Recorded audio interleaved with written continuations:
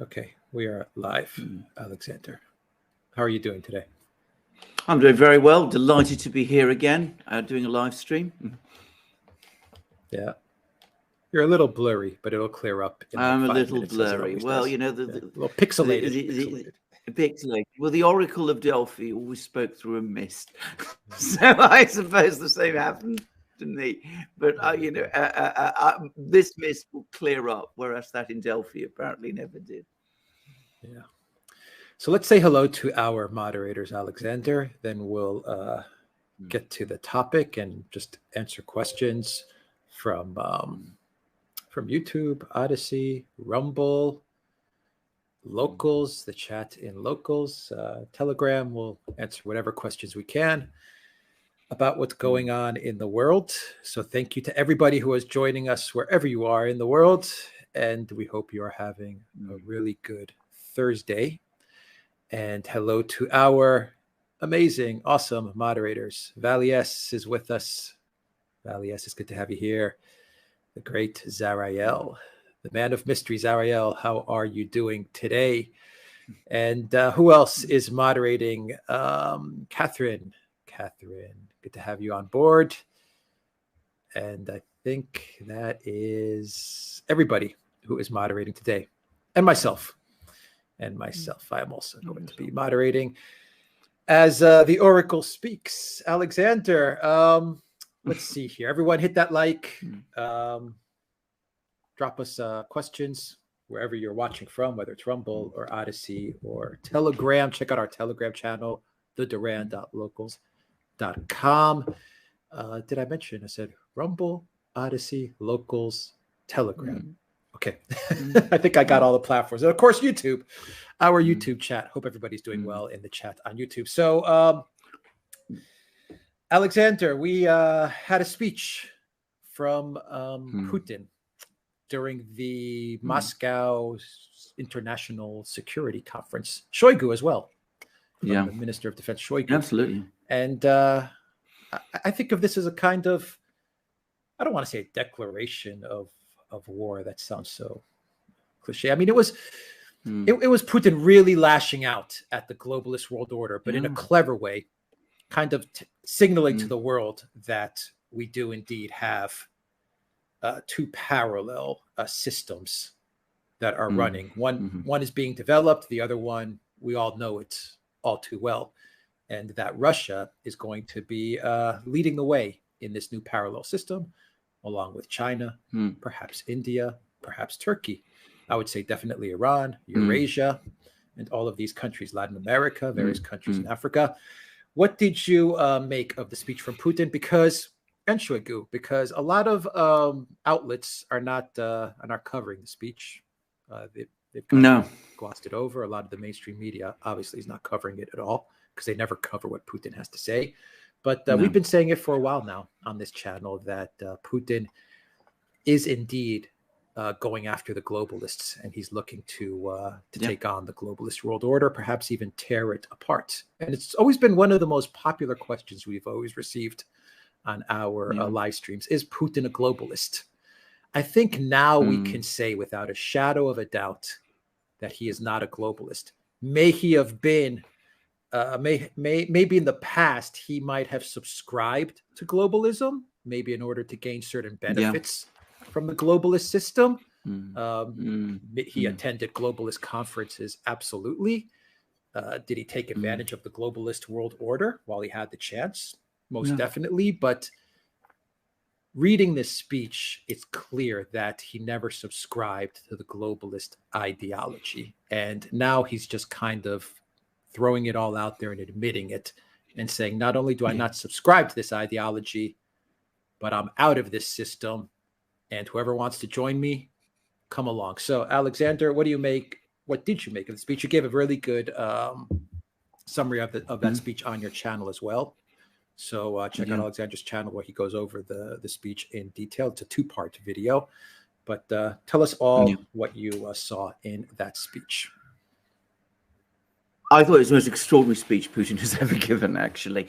And I followed many of his speeches. Now, Putin has made speeches about globalism increasingly often recently, and he gets more critical about it every time.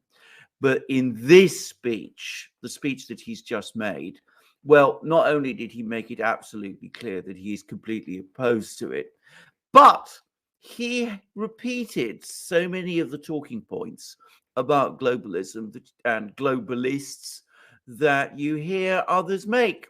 So first of all, he spoke about not just globalism, he spoke about globalists, the Western globalist elite. Those are his words. That's what he said. So he said that there is a group of people, a Western globalist elite, who have been promoting globalism. And so he identifies them as the adversary. And I mean, you said that this wasn't a declaration of war, but he made it very clear that he opposes these people and that he considers them an adversary and himself an adversary to them. So I mean, he specifically said there is a globalist elite, a globalist network, that they are the people who are promoting hegemonism. He also said that there is supranational group. In other words, they don't owe any particular loyalty to any particular state. Rather, they control states in the West as part and use their control of those states in order to promote this globalist project. He also said that one of the tools they use, or their preferred tool for promoting this globalist project, is to create chaos. He actually used the word chaos. So, we often hear about how, they globalists like chaos, they foment chaos, they think they can ride the wave of chaos in order to carry out their reset agendas and all that sort of thing. Well, Putin actually said that. He actually said that they promote chaos, they promote conflict, they promote wars, they interfere in other countries, they do all of this thing. And he said also that one of the things they do is that they impose, one of the mechanisms they also use in order to promote their hegemonism is that they don't just interfere in other countries, but they try to inject into those countries social and lifestyle and identity ideas. We have to be very careful when we're on YouTube talking about these things, but he said they do that, which are alien to these societies. Now, you said this was a clever speech. It was an extremely clever speech, and I'm going to explain why. Now, this is an international security conference. It took place in Moscow.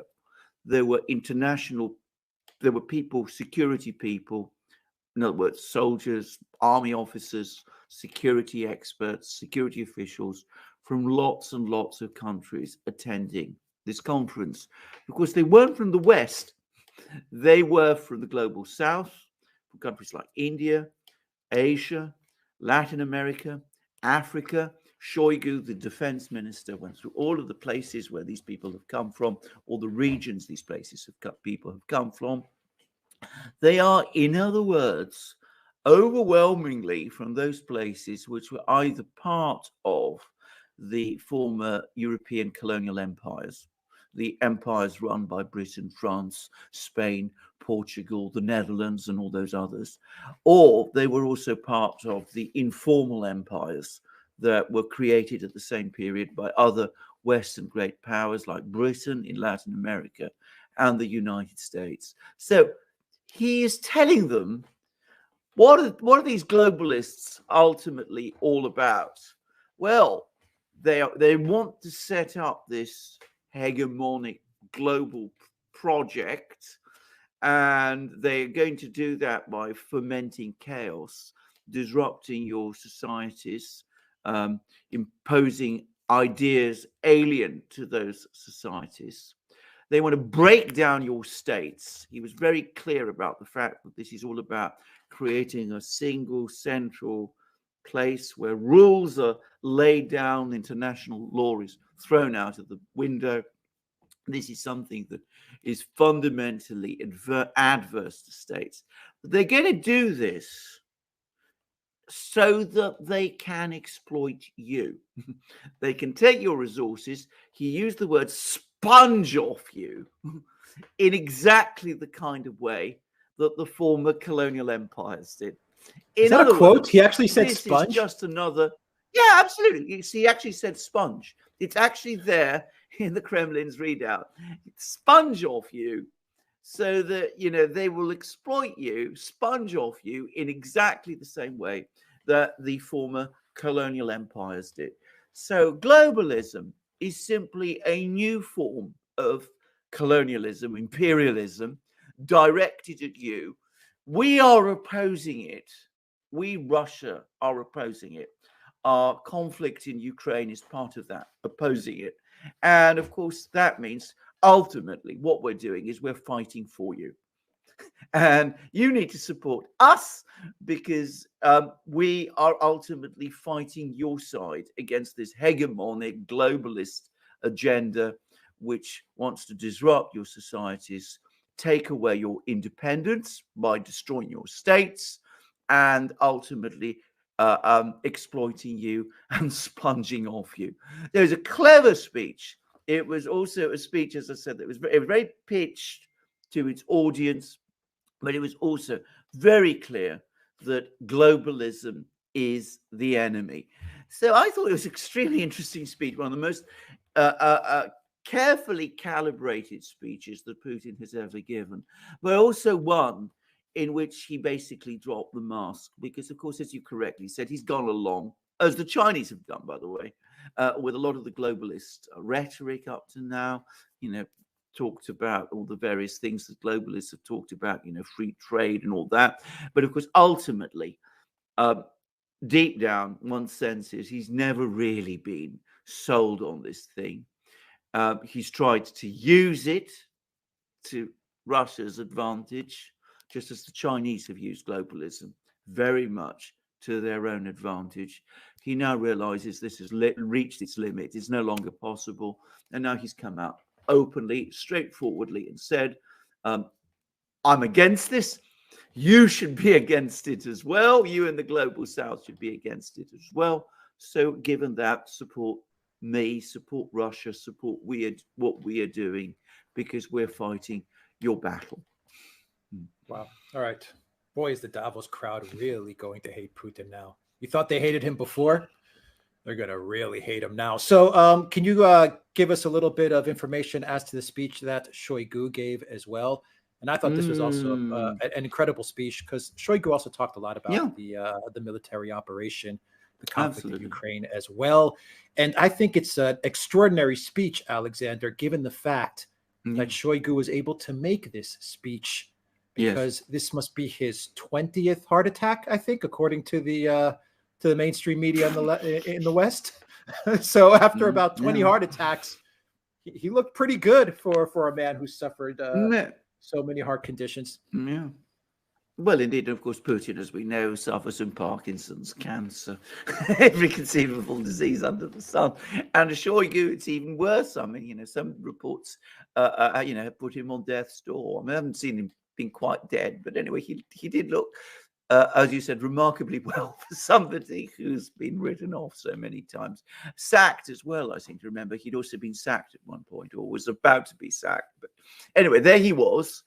And firstly, it was the longest speech I've ever seen Shoigu give to an international audience. And I have to say, and it's a point I made on my own video, that is unusual. That's very surprising. I mean, usually a person who is subordinate to Putin in the Russian hierarchy would not be expected to give a speech that was actually longer than Putin's own. And I take the point that many people have made that this is a speech made to people from security and defense backgrounds in various countries, and that's why Shoigu, who is the host, the nominal host, addressed these people. But that doesn't explain why he addressed them for as long as he did. And he did, in fact. He gave a very long speech. And firstly, he completely endorsed, as one might expect, all of Putin's comments about, globalism, unipolar policies, hegemonism on the part of the West. So he went through all of that. He then talked about the military operation. And he not only said we're winning, but he also said we're winning against the West. Ukraine, we're not really fighting Ukraine. All that Ukraine is doing is it's providing the manpower, the cannon fodder. He didn't use that expression, but essentially that's what he said. The cannon fodder, which he implied the West is cynically using to wage this war. But it's the West that Russia is really fighting. They're the people who are providing the financial aid to Ukraine, the weapon systems to Ukraine. So despite the fact that we're up against the entire collective West, we are winning. The implication being, of course, that if we can take them on and win, so can you in the global South. We're there. We show that you can defeat these people. We can just defeat their wonder weapons. He actually said that. He actually used those expressions, their javelins and the Bayraktar drones and the HIMARS systems. We've exposed the myth of all of these systems. They're not really anywhere near as effective as people in the West pretend they are. We've proved that. So we can defeat these people. We have the technology, the industrial skills, the military skills to beat them. And with us on your side, you in the global South can do the same. You don't have to submit to these people because their military power is something that we can balance. But he said something else about the military situation, which I thought was really remarkable, was that he said that NATO knows that the Russians are going to win this war, that despite all the support that they've been giving to Ukraine, not deep down, I mean, at an actual level of discussion, private discussion within NATO, they know they are losing. And there are good reasons to think that NATO actually does know that, because we're now getting more and more information from Ukrainian sources, and I stress Ukrainian sources, corroborating something that we on the DURAN were saying months ago, which is that this flood of weapons to Ukraine is actually running down. Apparently, weapons deliveries from Europe have practically stopped. And the latest arms supplies from the US are falling. There's no more helicopters, no more HIMARS launchers, infantry fighting vehicles, all of those things. It's actually running down. Western military support is running down. And the reason it is running down is because the West has done the figures, they've done the sums. And they see that sending more weapon systems is not just depleting the West's own arsenals, but it's not achieving the results on the battlefields in Ukraine that the West thought it was. So the West knows it is losing. That's what Shoigu said. I think he's almost certainly right. And of course, he then went through this long list of regions. He talked about Latin America, he talked about Africa, he talked about the Middle East, he talked about East Asia, he talked about all of these regions. And he said, he was basically saying, this is all about you. This is what the West is doing in your particular region. This is what we're doing to counter it here by fighting this war in Ukraine. And he gave this extraordinary, what the French call a tour d'horizon, and this wide coverage of the globe, taking it region by region, by region, making it clear, in effect, that this isn't just a regional conflict in Ukraine, but a global conflict between Russia and the hegemonist forces, the globalist forces in the West, and that Russia stands for the global South against globalism. It was quite an extraordinary speech again. Very, very remarkable. And I think it's gaining traction. Now, you've been making reports on your channel about the Vostok exercises, the East exercises that the Russians are going to carry out in the Far East. We've now had confirmation that China is going to join those exercises. But I've also heard a report that India is going to participate also. It's been on zero hedge. So we see how countries outside the West are now participating in what the Russians are doing. They don't really like globalism either. They sense that this is ultimately an attack on their hard-won independence, what they fought the anti-colonial struggle for.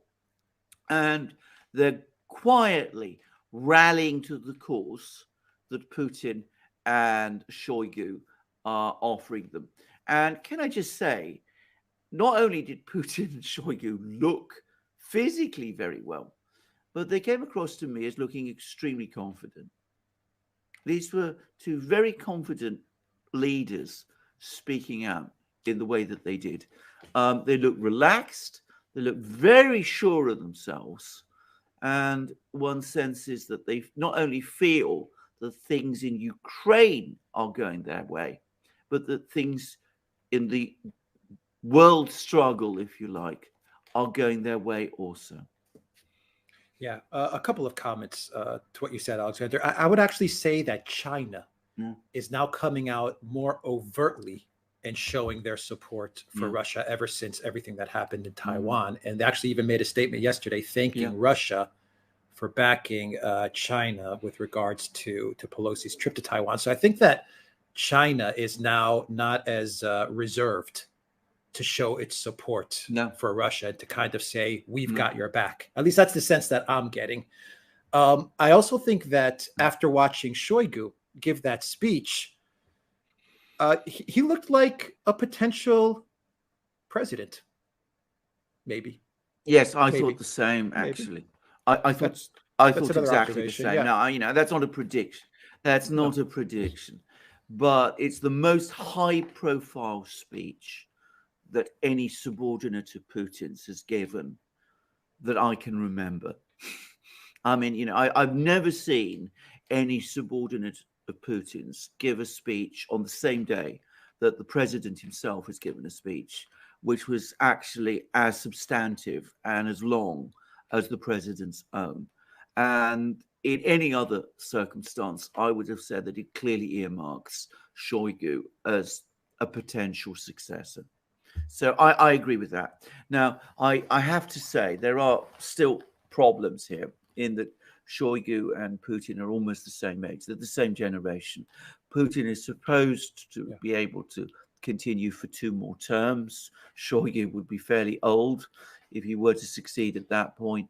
It may be that there's been some kind of decision, but whatever, it did look to me as an attempt as a decision to bring Shoigu forward, to increase his international profile in a way that could point to him as a potential president. So I have to say I agree with that. I'm not saying that is what is going to happen. That's not a prediction. But if we were to hear that in 2 years, 3 years' time, Putin is standing down and Shoigu is taking over on the strength of this speech, I would not be surprised. Yeah. Can you contrast the way you saw the speech from Putin and Shoigu with Biden's appearance yesterday as he was signing the Inflation Reduction Act, which is just another slush fund for renewables and climate change activists and just all of these things, institutions and all of these things. That's all it is. It's a slush fund for all this stuff. But Biden looked visibly lost and confused. I thought during a simple signature signing ceremony, he looked just lost in space. And then you have these guys coming out and giving these long, very, very important, very strong speeches about what's going on. I mean, just contrast those two, and then we'll get into all the questions. Absolutely. I mean, long, but structured, purposeful, and clear speeches. I mean, one of the things about these two speeches is that though they were long, they're actually quite easy to read. you can go through them quite easily because they are so well constructed. Whereas Biden, I have to say this, I mean, he comes across almost with every appearance now looking increasingly rambling and unfocused. I'm again choosing my words very, very carefully.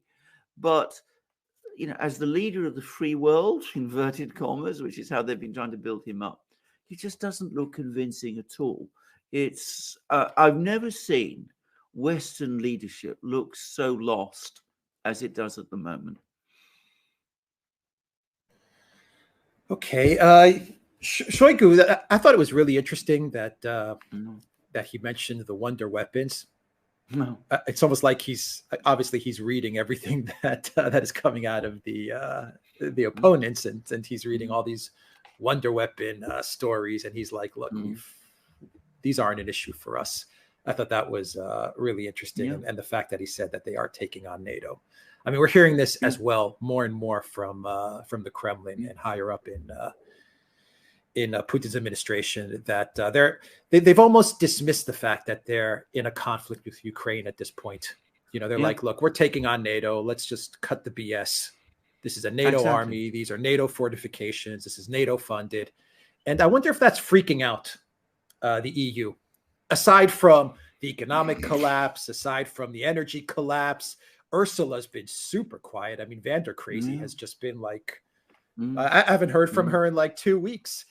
And, you know, Borrell is just spouting off nonsense about how European citizens have to suffer in order to fight this war. And he called it a war. I wonder if all of this is just throwing Europe just off kilter. You know, they're scaling back on weapons. Politico wrote an article about it. The Hill wrote an article about it. Der Spiegel wrote an article about it.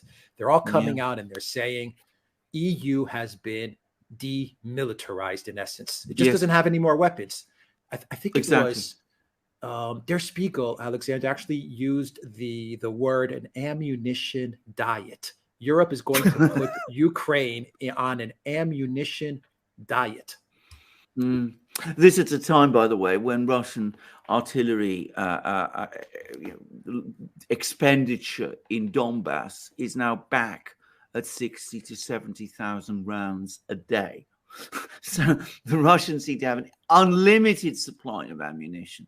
In fact, there was an extraordinary comment that I read by a Ukrainian soldier, which was published in some, I think it was the Washington Post actually, where he said that the Russians are able to just churn out these weapons as if they come out from a machine, which of course they do. I mean, that's exactly what is happening. But the Russian MIC is just churning them out, whereas it seems that the West can't do so. But you're absolutely right, and I'm going to make a guess. The person who is in, well, the other person who you notice has vanished without trace, is Boris Johnson. What's happened to him? I'll tell you what's happened. He's here. He's on holiday. He's in Greece. Exactly. Yes.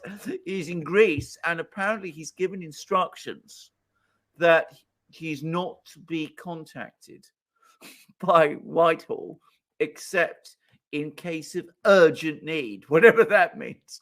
So, you know, he's the Prime Minister of Britain and he's practically gone AWOL. I mean, he's vanished. But, you know, so Boris is nowhere to be seen. Ursula, as you said, has gone quiet. Biden is looking confused. Liz Truss, there's more concerns about her mounting every day. I mean, you know, even places like the Daily Telegraph, where, you know, they've been supporting her, they're now starting to get a bit concerned that she's not really coming up with any practical solutions. But the person who I think Scholz is in trouble.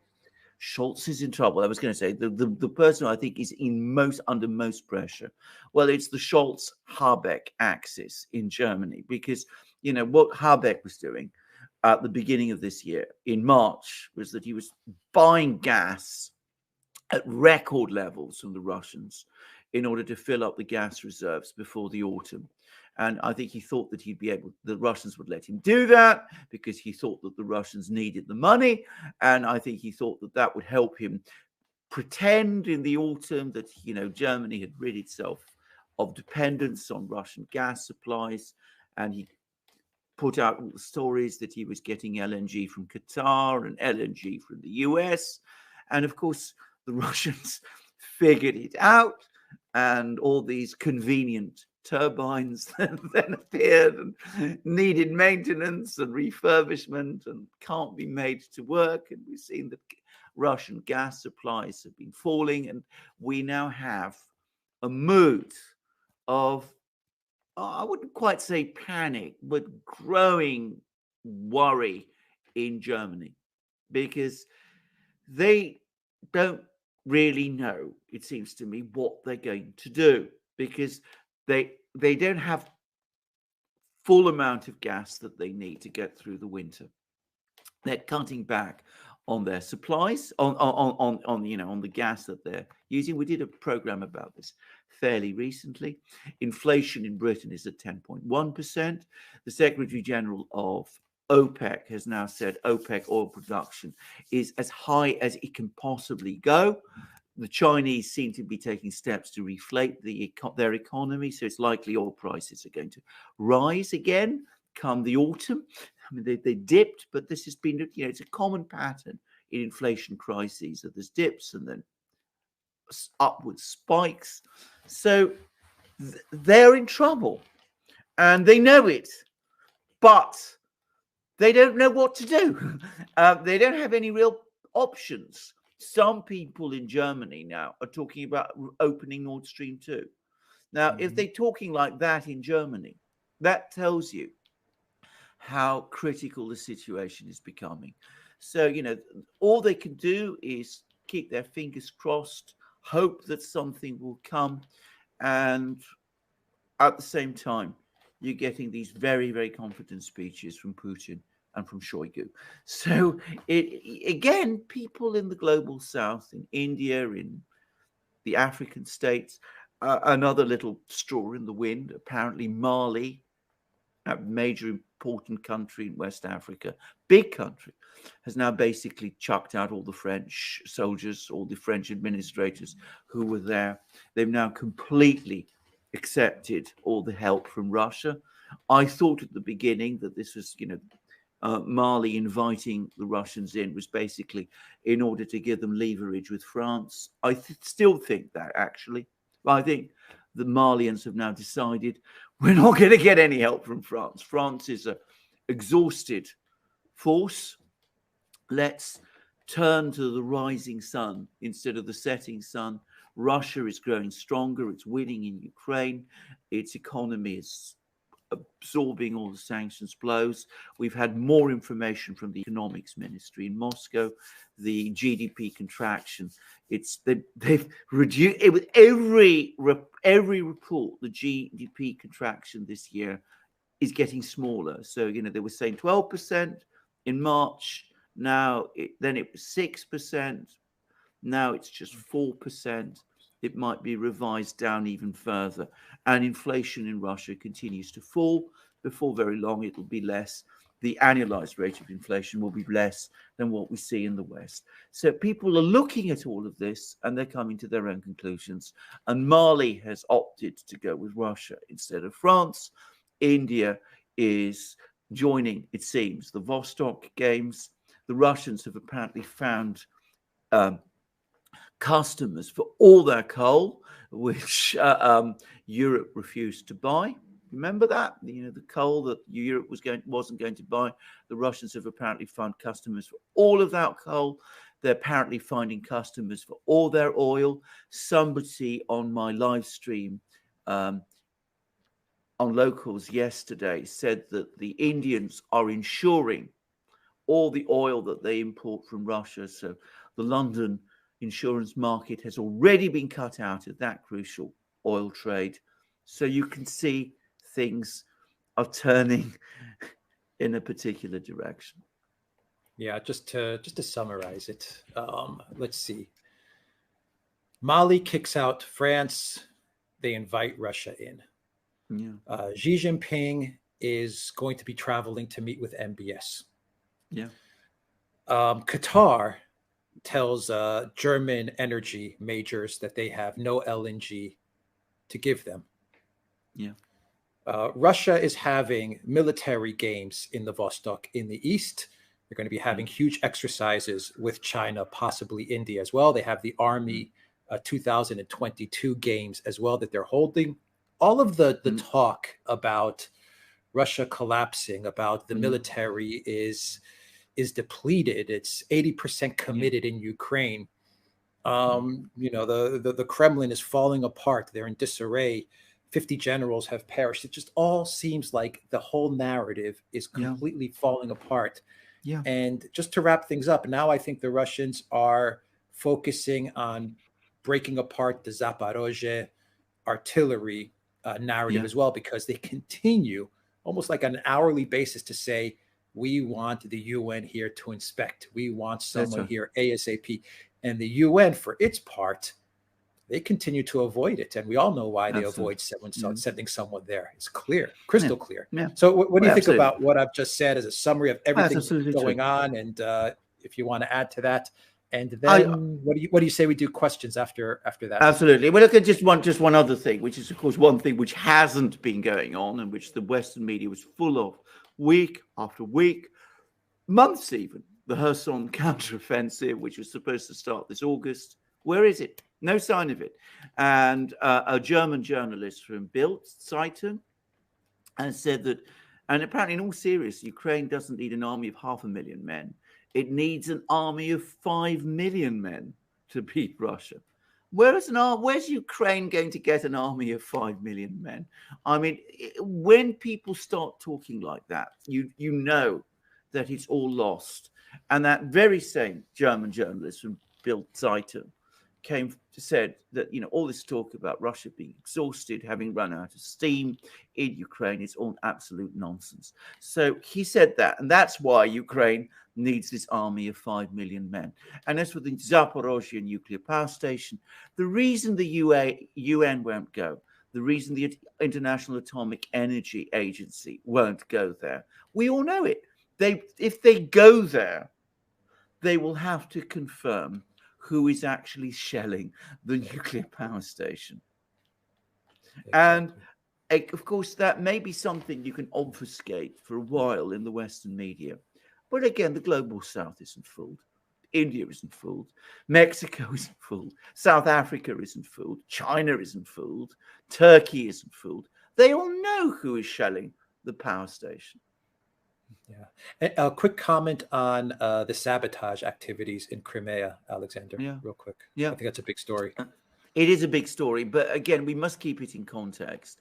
Now, I've got a little bit of information here, which I can't corroborate. I mean, I don't know whether this is true or not, but I will say this. It seems that the way these strikes have been done is that there is some group operating in Crimea. We don't know how big they are.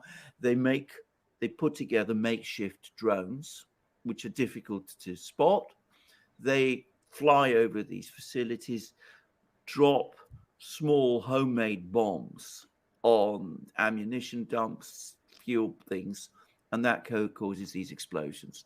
What it shows is two things. Firstly, that the Ukrainians do have some kind of a sabotage group in Crimea, which is a very bad lapse in Russian security, and the Russians will be very worried about that. That's the first thing. The second thing is that there is very, very bad security on Russian rear bases. Now, this attack on that ammunition depot in northern Crimea, I've now seen what claim to be pictures of that ammunition depot. And it's right beside roads and a big railway line. It was fairly small. I didn't see any guards. It seems to be just ammunition piled up with trucks in an open field. I mean, there's no real attempt to secure that place at all. And frankly, I mean, it's almost an invitation to attack it. So I think the Russians will be tightening up on that as well. But the third point is, it's not going to make any difference to the direction of the war. Now, some see this as, preparing for a Ukrainian attack on Crimea. If the Ukrainians think that, these little pinprick attacks are going to make possible an attack on Crimea, then I think that is absolute fantasy. That's absolutely not going to happen. It's just an absurdity. My own view, my own personal view, is that the reason these attacks are happening is to divert attention from the great event which hasn't happened, which is the Kherson counteroffensive.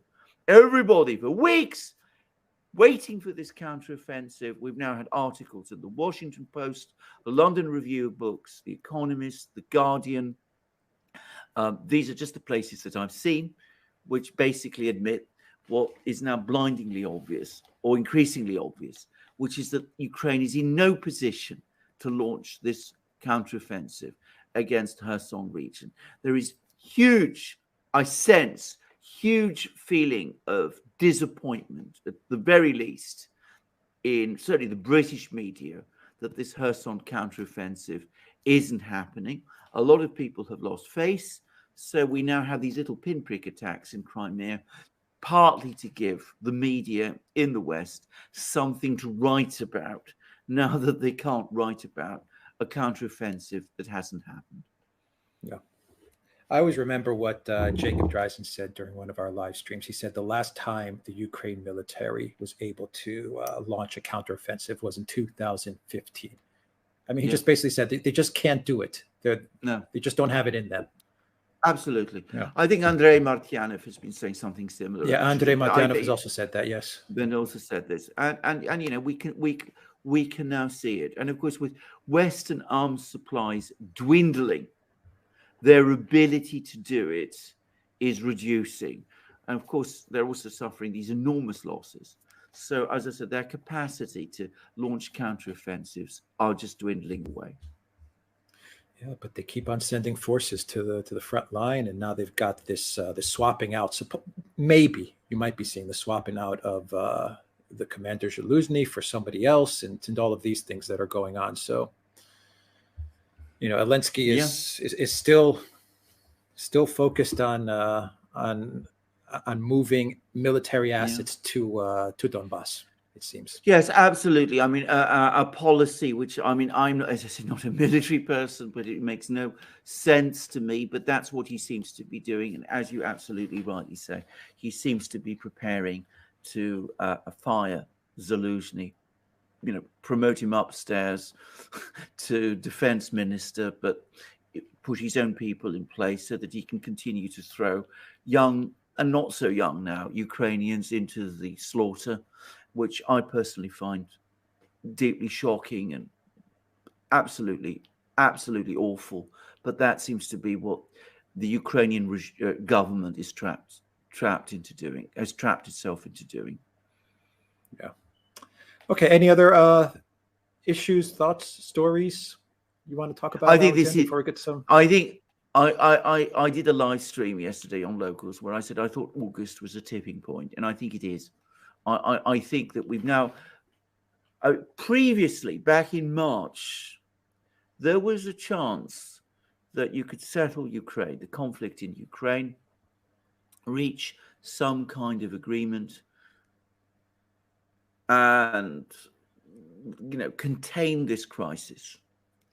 It's now clear that opportunity has been lost. The crisis has gone global. And this August, we can start to see clearly who the winners and who the losers are going to be. And as I said, this August has been the tipping point, in my opinion. By the way, I sent to you an article in the Telegraph by email. It said Ukraine has 3 months. I don't know why they think it's 3 months. 3 months to avoid betrayal. So even in the Telegraph, the pen is beginning to drop. What does that Ukraine mean, betrayal? is losing the war. Yeah, because you're hearing a lot. They're going to get stabbed in the back. Yeah, I know. No, stabbed in the back, exactly. But I mean, the point is that, you know, the economic crisis is now so bad in the West that they can't sustain the support for Ukraine anymore, and that without Western arms supplies, that's another point the article makes, Ukraine can't continue the war. Yeah. Let's do some questions. We got a lot of great questions, Alexander. Radio Cerbona 7530, thank you very much for that super chat. David S., thank you for that super sticker. Jungle Jin says, what if Russia responded to a predetermined failure by the U.S. to recognize an up-and-coming referendum in Ukraine and thus an expanded Russia by recognizing the Treaty of Hidalgo? How would the world react? Well, I don't know how the world would react, but I think what we can say is that increasingly the world is becoming impatient with the United States. And if the United States doesn't recognize referenda in Ukraine, which I'm sure they won't, it doesn't follow that the rest of the world will pay much notice. And I think the Russians, for their part, will not want to stir things up by trying to embarrass the US in the way that you said, because frankly, why would they need to? Things are already going their way. And that's what I think that the Russians will do. They'll say, we've held this referendum. As far as we're concerned, this problem is now resolved. The rest of the world basically agrees. And if the West doesn't like it, well, the United States doesn't like it. Well, that's its problem, not ours. Yeah. Ben Redwood says, Canadian Bandera clowns, CBC News, claim the war is not going well for Russia and Ukraine will soon launch a counteroffensive in Kherson that will defeat Putin. MSM clown show. Yeah, I know, exactly. I mean, you still get these people who say that. They're still talking about this Kherson counteroffensive. As I said, the first article I read about a counteroffensive by Ukraine in Kherson region was in the Daily Telegraph in March. I mean, I wondered whether it went back that far, but it does. It talks. The article specifically says that Russia's grip on Ukrainian cities is slipping, and that Russia is about to lose control of Kherson. And that was in March. And every couple of weeks, we hear more, that this Kherson counteroffensive is going to happen. Well, where is it? Yeah. Michael G says, yeah, the boys. Thank you, Michael G, for that. Jeff the Husser says, Galimera to you both. I believe you are now more famous than Walter Cronkite. Wife and I love all your shows. Well, I think not. Actually, I mean that we're not quite there yet. But I'll give it time. Commando Crossfire says, we find ourselves in a unique situation. There has never been a bloodless revolution or a non-violent revolution. That don't happen even in Hollywood. Yeah. I mean, I take your point. I have a strong aversion to bloodshed.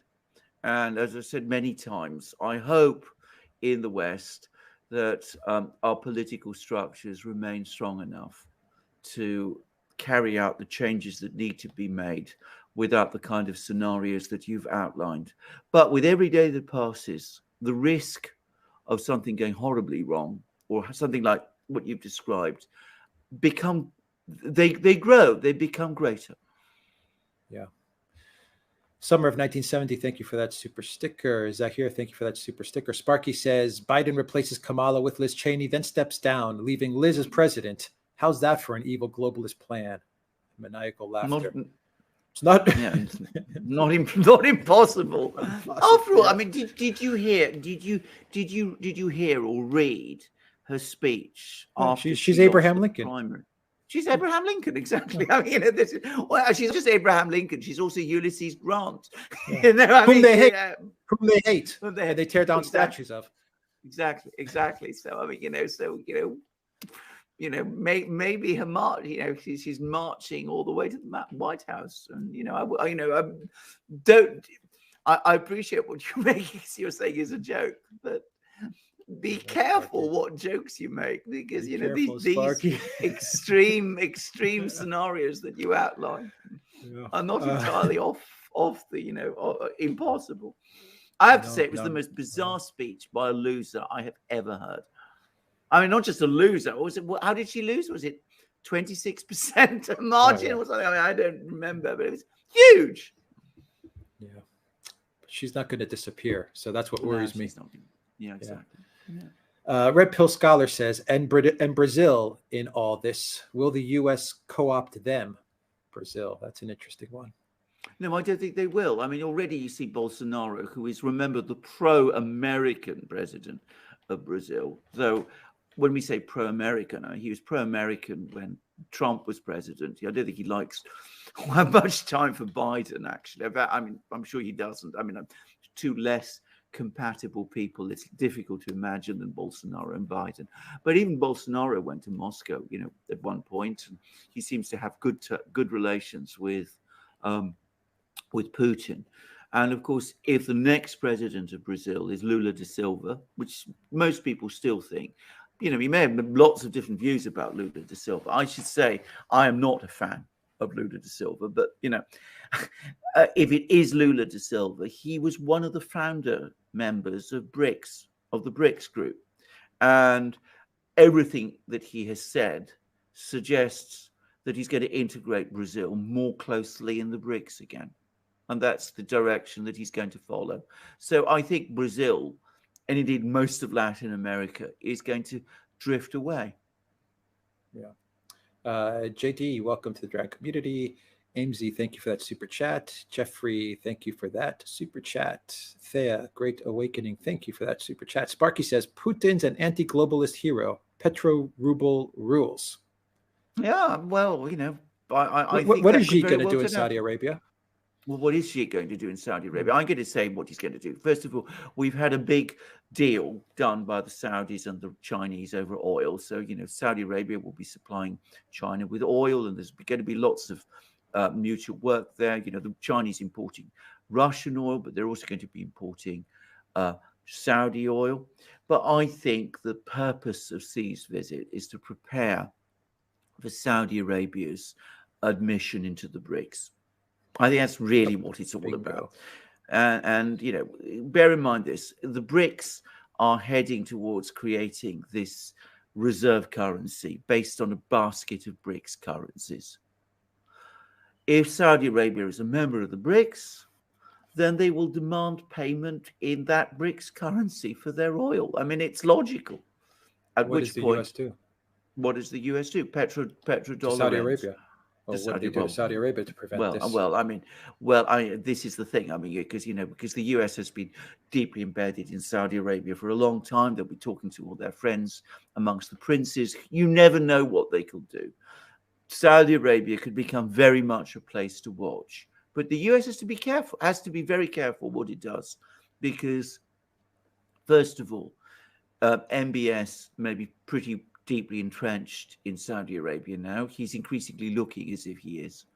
And of course, if you move against him too obviously and destabilize Saudi Arabia, well, there's some really frightening people in Saudi Arabia, on the sides, and that could create even more problems. Anyway, we'll see. But I mean, for the moment, the drift is for Saudi Arabia to join the BRICS. And I think that is why Xi is going there. It's just, these are such huge moves. Absolutely, yeah. That when you look at what the BBC or what CNN is reporting, it's just, they're not reporting any of this. No, I know. Well, you remember Biden went to Saudi Arabia, a huge amount of coverage of that, and came back with nothing. He got nothing from the Saudis. And then a day or so later, MBS is on the phone to Putin, having incredibly friendly chat. And now Xi Jinping is going to Saudi Arabia. And again, it's not being reported. Yeah. I don't know. A BRICS with Russia, China, Saudi Arabia, India, Iran. Possibly Turkey. South Africa. I mean, Brazil. Anyway. Well, exactly. Well, Blinken went to South Africa. What came of that? I mean, what was the end result of that? What did that achieve? He was made a fool. He was made a fool of, exactly. He was made a fool. Yeah, exactly. Absolutely. And good for South Africa. They told Blinken how it is. I mean, I know. Straight up. Anyway, Jeff, thank you for that super sticker. LK, thank you for that super chat. Elza, thank you for that super chat. Apilbista, thank you for that super sticker. Elza says, Alex, you said you are just two guys that sell t-shirts. Who believes that the DURAN has only great T-shirts? I have a bridge to sell you. Thank you, Thanks. Elsa, very much. We do sell T-shirts. This is my Canada shirt that I'm wearing today, Alexander. Yeah, I've got my sweatshirt on as well, which has got the American thing there, because I still have those feelings for the US, which some people comment about, but I have them, and I don't apologize for them. Jamal, thank you for that super sticker. Tempest, thank you for that super chat. Zariel says, I recommend Spectre as it's shown a perfect picture since years. No one thought it could be true, but it is, saying so since 2014. Since 2014, but conspiracy. Thank you, Zariel. Yeah, absolutely. Spectre, James Bond Spectre? I think it's the James Bond. Must be the James Bond film, So, but it was an interesting film, by the way. Very good, very good. Not my favorite of the recent Bond films, but pretty good all the same. I thought the one before, Skyfall, was better, and I'll just say very briefly why. Because the people who made it were clearly trying to return to James Bond's 1960s roots. I mean, he has the old car. He goes away from the MI6 office to the old Whitehall building. The sort of ambience changes, and note the old M is a woman, the new M is a man. Let's go back and attempt to return to the 60s. But they didn't quite achieve it with Spectre. With Spectre, it got mixed up again, but nonetheless, Spectre did have, a lot of the sinister things that's going on with the surveillance states that we have today. Yeah. And then they got rid of him. Anyway, spoiler alert. Yeah, but I'm sure everyone knows by now. Sparky says, Ocox, thank you for that super chat. Sparky says, Putin's leadership is setting an economic example, will influence Global South to go from corruption-based economic models to deals a deal and contracts a contract, etc. Economic stability models. Well, absolutely. I gather that there was, now I haven't seen this and I can't confirm this, but there's reports floating around that one of the people on the Bundestag, one of the chairs of one of the Bundestag committees, says, what idiot thinks that you can tear up contracts with the Russians and that the Russians will then perform their side of the contracts anyway. I mean, contracts are, performance requires both parties. I mean, it's elementary. And economic life depends on contracts. Proper performance of contracts. Yep. Zuxi, thank you for that super chat. RC says, as liberal globalism dies internationally and domestically, US, what does this mean for the future? What will the US look like in 5 to 10 years? Well, I hope it will be a liberating thing for the US. If this globalist project collapses, the US can start to become the US again. I mean, I know people again get annoyed with me sometimes when I say things like that, and say, well, the US in the past wasn't, the ideal place that I imagined it was. I never have imagined that it was an ideal place, but it had a lot going for it. And frankly, I think if this globalist project is gone, then it will have a lot going for it again. That's what I believe. It'll be free. It'll be free, exactly. Yeah, absolutely. Amesy says, please name and shame the Australian government. You never talk about what happens here and the effects. The US or the EU or the US don't represent us. You are absolutely right. We give far too little attention to Australia. And we always say that we're going to try to focus on Australia more. And then events overwhelm us and we don't quite do it, but we should really make an effort. Yesterday, over my live stream, my locals live stream, I was asked to give some advice to the Australian government. And I suggested 3 things. First, that they get Assange to Australia, that they come out clearly against this extradition, against the charges that have been brought against him in the United States, that they bring him to Australia, that they defend and protect an Australian citizen who has done entirely the right thing, who is, in my opinion, the outstanding investigative journalist of our age. And Australia should be proud of him, and they should defend him. That's one thing they should do. The second thing they should do is that they should end this AUKUS arrangement. Now, I'm not saying that they should break their friendship alliance with the United States, but AUKUS is a trap. It's not going to work out in Australia's interests. It's not going to work out in America's interests either, but Australia needs to get out of that.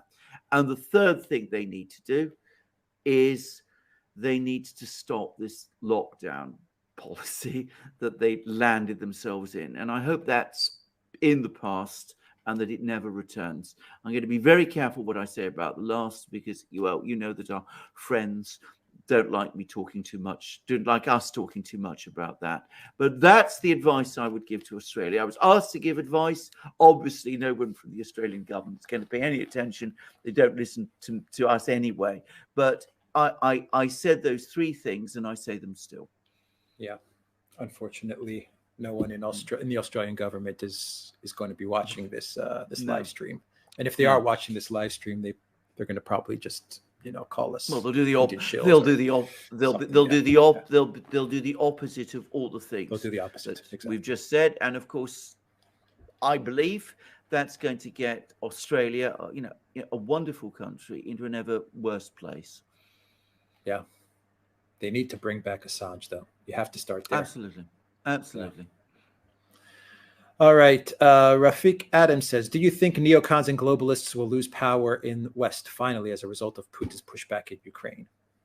Well, I think they will eventually lose power in the West because their project is, as I've said so many times, an impossible one. It's a utopian one. Now, whether Putin is going to do this, he's not going to do this single-handed. I mean, no human being, no country by itself can do it. But certainly this conflict in Ukraine is one of the events that is going to lead to the failure of this project. Yeah. RC says, will the current recession in the U.S. be worse than in 2008? If so, what is the best period to correlate it to? I think it may be, because to be straightforward about it, the response from the administration is going to be so much worse. I mean, Alex talked about the anti-inflation package, hopelessly misnamed, in my opinion, as essentially a slush fund.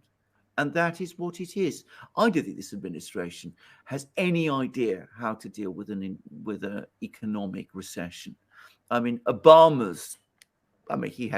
he looks amazingly well organized by comparison. Yeah.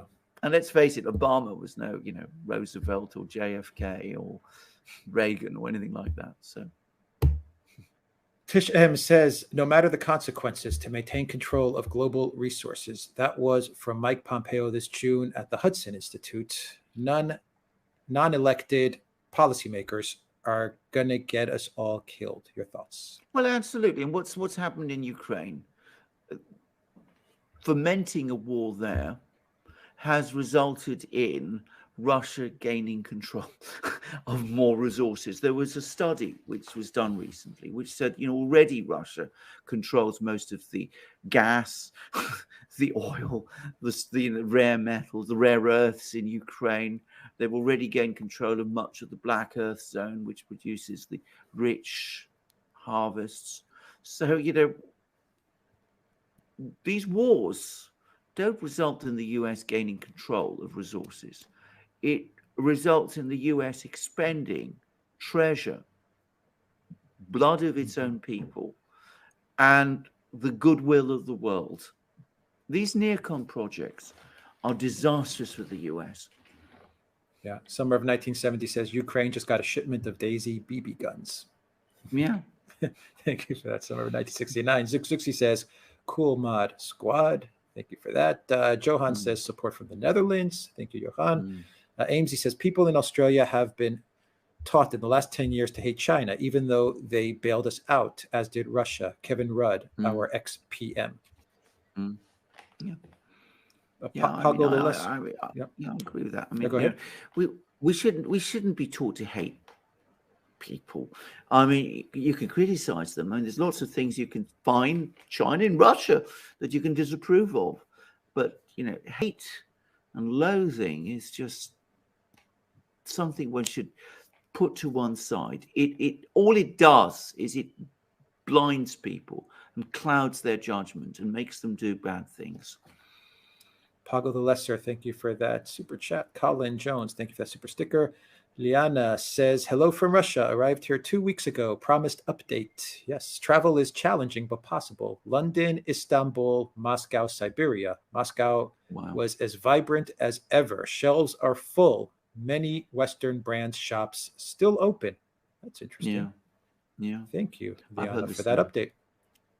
A friend of mine who runs a business in Moscow and who is, by the way, not Russian, I don't want to say more, told me that many of the Western brands which have pulled out, what they've really done is that they've transferred their assets to a local franchise holder, but they're still quietly working with that franchise holder to keep the thing running. So, and she's somebody who would know about these things.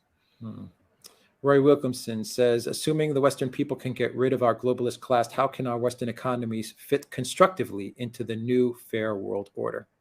We will find a way. We have the resources to do it. We can do it. I mean, never give way to despair. We would have a huge amount of work to do to rebuild our economies and societies. But by the way, the very act of doing that will strengthen our morale. If we're actually doing things which are practical and constructive in our own societies, our societies will start to feel better about themselves, even if it takes us a long time to get to the point where we need to be. Commander Crossfire says, I was disappointed to learn the reports of North Korean volunteers heading to Ukraine was fake news. I do hope Russia and North Korea would develop relations. I think, well, I'm sure they will. I mean, I think one thing will probably happen is that we may see North Korean construction workers in Donbass. I mean, that apparently is a real possibility, and they're apparently North Koreans are very good at that, apparently. But soldiers, fighters from North Korea in Donbass in the war, I don't think we'll see. In fact, I'm sure we won't see.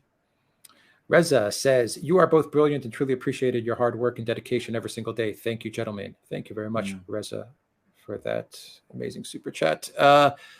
Rafiq Adams says, given the irrational behavior of the neocons, wouldn't Ukrainians be better off under Russian hegemony than under predatory globalist control as autonomous state within the Russian Federation?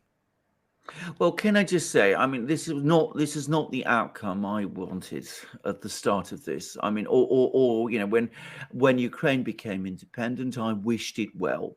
I wanted to see the Minsk agreement implemented. I wanted to see a Ukraine which had a real aspiration towards independence. I wanted to see it succeed.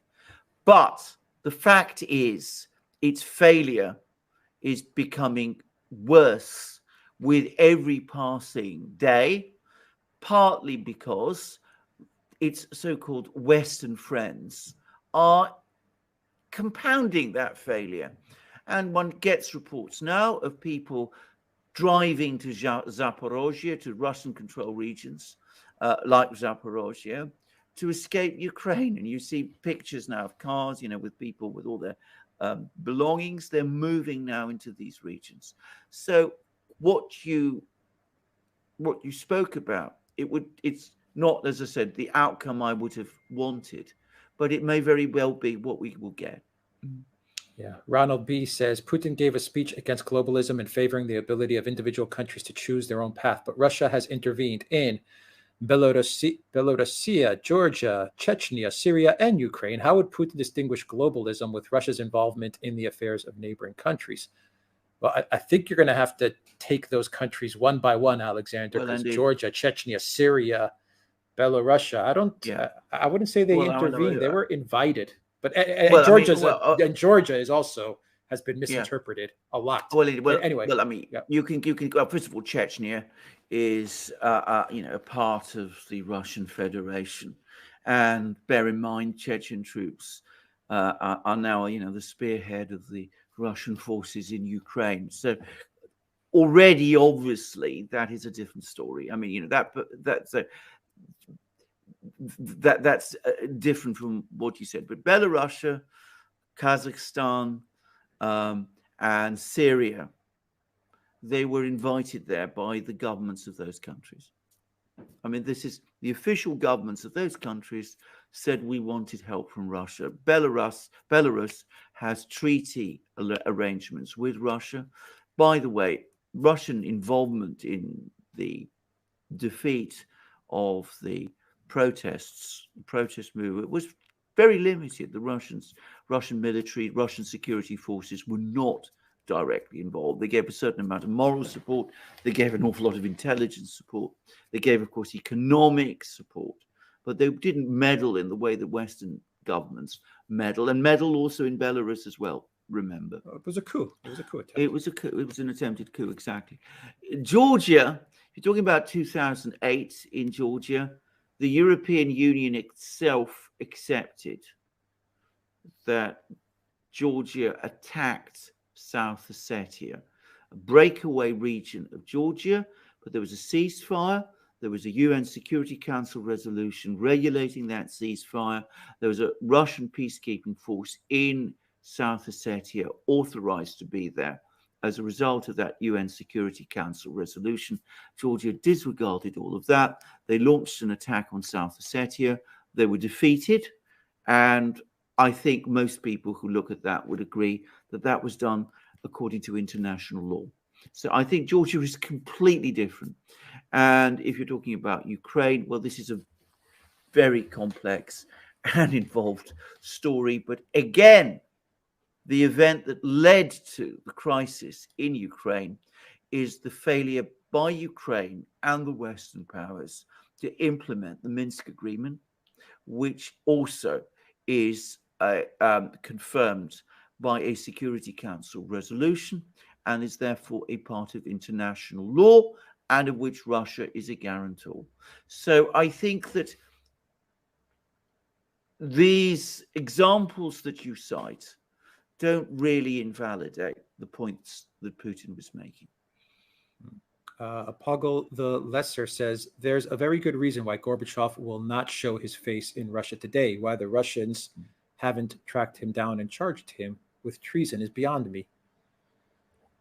Well, there's lots of reasons why the Russians wouldn't want to track him. I mean, the Russian authorities do not want to reopen the wounds left over from that period in the 1990s. And you're quite right in saying that Gorbachev is deeply unpopular in Russia. He's associated with the events of the 1980s and the 1990s, with the collapse of the Soviet Union, the collapse of Russian society during that time. He's deeply unpopular. But I suspect it would be difficult to put together a legal case against him. And secondly, putting him on trial would be an enormously radical move, and one which I'm not convinced Russian society would welcome. Yeah. Trash Hubante says, freedom is nothing else to lose. Chris Christopherson. Yeah. Thank you for that. Amesy says, look into the Darwin port China leased to help Australians, a military base, now being corrupted by neocons. Believe it or not, we live on the planet too. Yeah. Yeah. Thank you for that. Raul says, German official trashers cost of living protesters as enemies of the state. Your thoughts? Well, I think this is increasingly worrying. I mean, I have to say, I found some of the sort of wild language that we're getting out of some people in Germany from some officials in Germany about, protests and things like that. It looks to me like preparation for some kind of clampdown when, if protests come. People should remember that protests are a human right. There is a right to protest. And if people are being pushed to the economic brink, as they are in Britain and will before long be in Germany too, then protests become inevitable. If protests are carried out in a legal way and in a peaceful way, then, as I said, they are a human right. And clampdowns on those kind of protests are utterly wrong.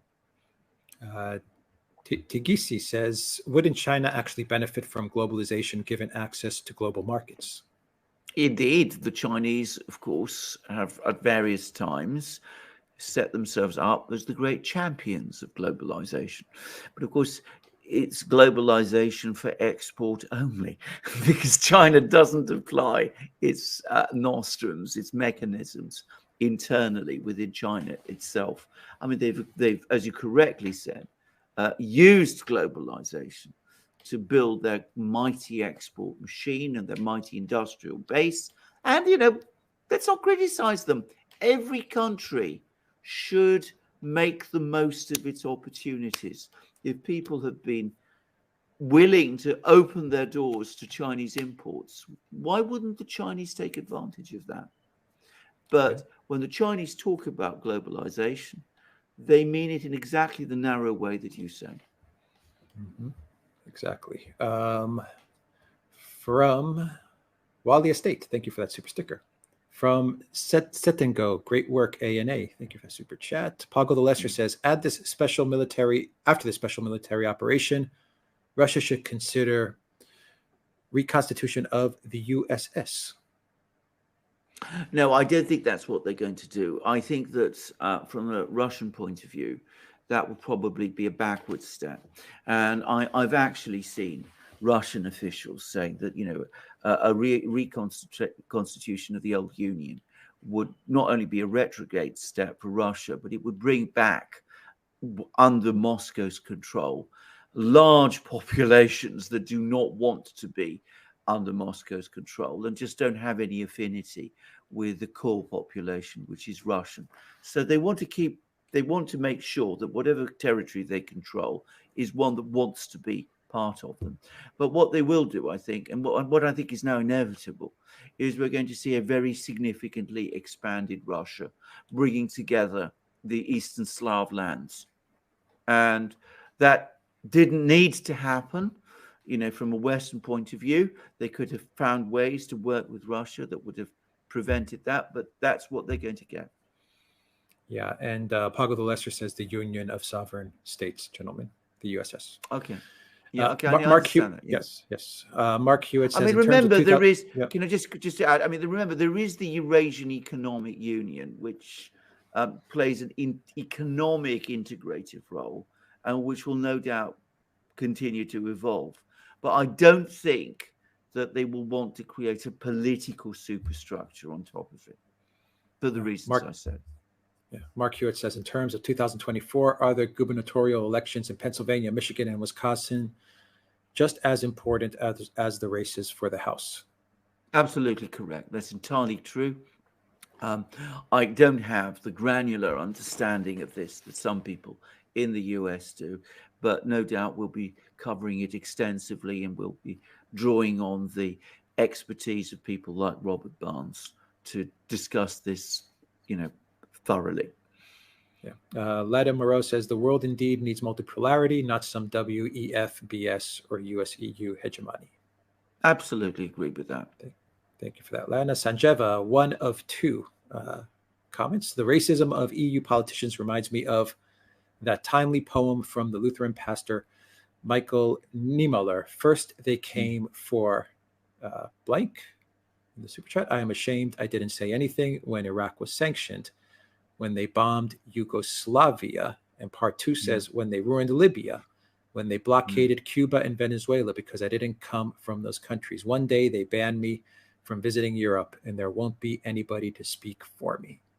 Absolutely correct. That's entirely true. By the way, it's an extraordinary poem by Niemöller.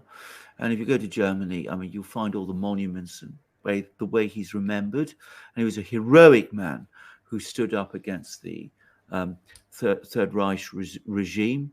And it's a tragedy that the lessons he tried to impart have been forgotten, because one of the things that he stood for, as that poem shows, is empathy for all human beings. Cynical E Hopeful says, since all our institutions and media are Russophobic, what do you think is the best way to show people Russia isn't an evil state they make it out to be? How do we get people to take the Russia pill? I think eventually events will have to do it. I don't think anything else will, because, we can all argue, and, we have to argue. We mustn't, give up on this. But I've increasingly come to the view that it'll be events, the tide of events that eventually force people to address their own prejudices and see the disaster to which it's led them, into which those prejudices have led them. Yeah. Gabriel says, as a Marine Corps vet and a Russian Orthodox Christian, I appreciate the analysis of Alex Alexander. God bless you all and grant you many years. Thank you very much. We're very grateful for that. Yeah. Amesy says, Putin gets me through the day. My parents were born in the camps. I honor them. Again, I ask you to speak not just for Europe, but us displaced. Yeah, absolutely. But we don't. We hope we don't just speak for Europe. Obviously, we are both grounded in Europe, but we do try to look beyond. I mean, we always say our double-headed eagle. It's not the Russian double-headed eagle or the Byzantine double-headed eagle. It's we try to look across the whole world, and of course, I don't pretend that we succeed, and our areas of expertise tend to reduce in other places, but that's what we aspire to. Commander Crossfire says, Slava Ukraine, soon the occupying enemy will be thrown back and destroyed. Ukraine will be freed and returned to its rightful place, one with the motherland, Russia. Thank you, Commander Crossfire, for that. Tyler Durden, thank you for that super chat. Paul, thank you for that super chat. Cynical E Hopeful says, do we still have Western civilization, or have we become the American globalist empire? Well, let's take away the word American, because America is part of Western civilization. We have become part of the globalist empire. Talk about civilization.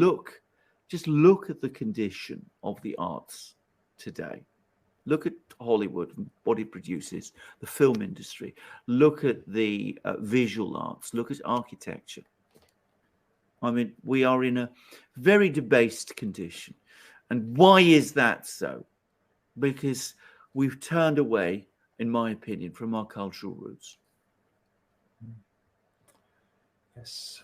From Peter Abel. Thank you for that super sticker. From Commander Crossfire, the Kherson offensive failed because the West, UK-US, failed to fully appreciate the scale of Russia's reserves and the strength of their resolve.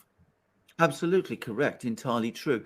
I would add, by the way, that I always got the impression, and I've increasingly got the impression, that the Kherson offensive was invented in London. I don't think anybody in Kiev initially really seriously took the idea seriously. But the British were very keen on it. They've been pushing this on the Ukrainians relentlessly. And of course, the point has now been reached when even the British have come to realize it simply can't happen. It simply won't run. Culberry, thank you for that super sticker. Daniela, thank you for that super sticker. Amesy says, Alex, I cried with joy and sadness when you were in Belgrade. I'm proud of my people, but the loss from the AUSTASE, AUTASE. I'm not sure I get the last part, but thank you, Amesy, for that.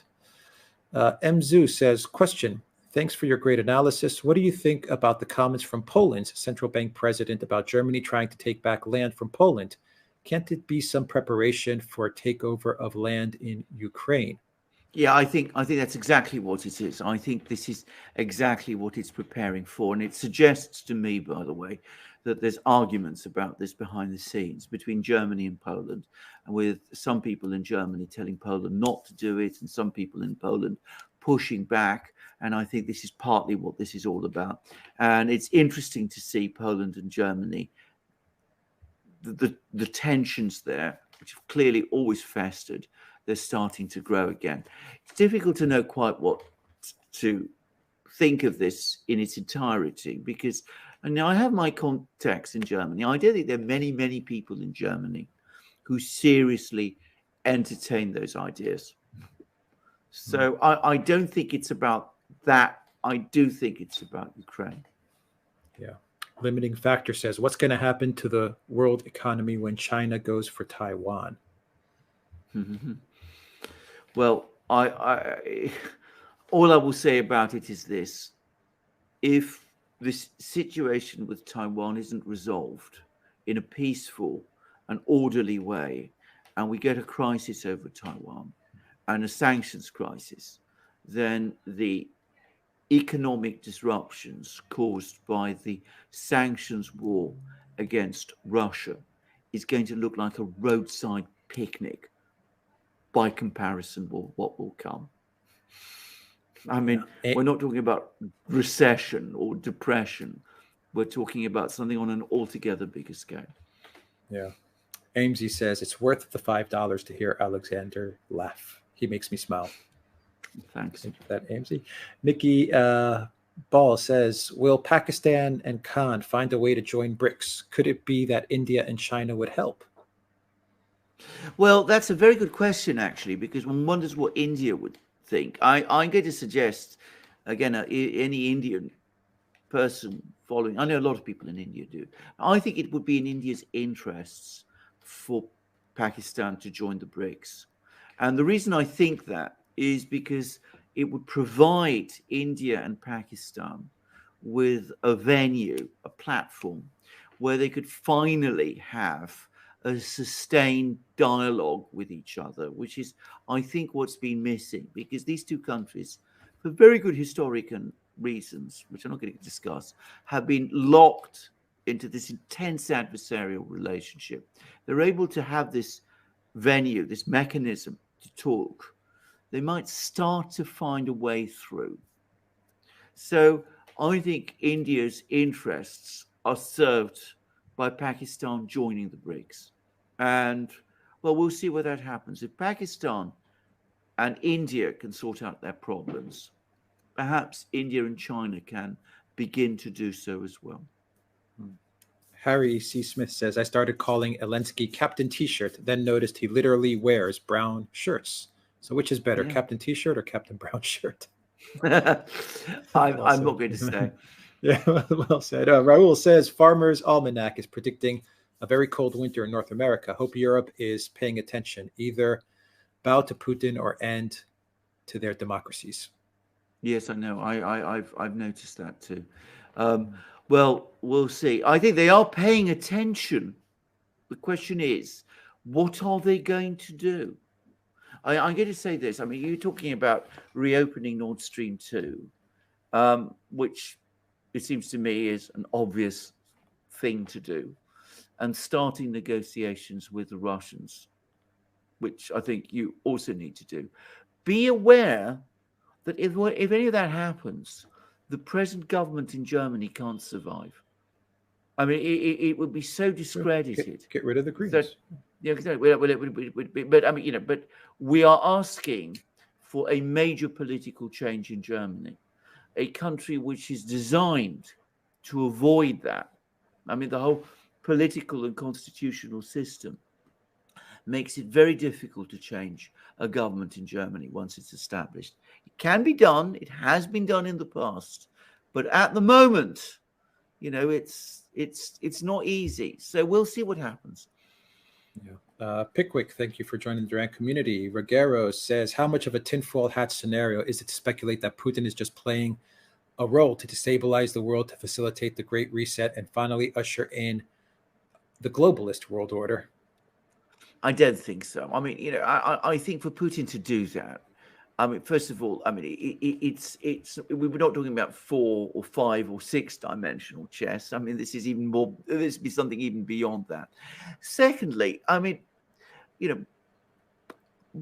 why would Putin do all that to himself? Why would he expose himself to all this, extraordinary abuse and vilification by doing all of that? What's in it for him at the end of the day? I mean, I can't see it.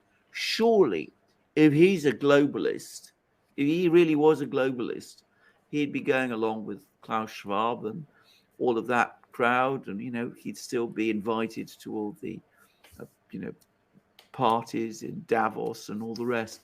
And that seems to me more consistent with what you would expect from him if he was a globalist. I mean, they vilify him so Absolutely. bad, and on such a consistent basis. It's just not. Yeah. I agree with you. Liana says, update 2, consensus from Russian people I spoke is they feel terrible for regular Ukrainian people and blame Zelensky and the US for all this, but feel no other way to stop the killings in Donbass. No hate for Ukraine. I that's entirely what I'm getting as well. And by the way, I should say, I read Russian Telegram channels. I have to. I also try and keep up to date with what Ukrainians are saying. But again, I don't get the sense of any real hate in Russia towards Ukraine. In fact, none at all.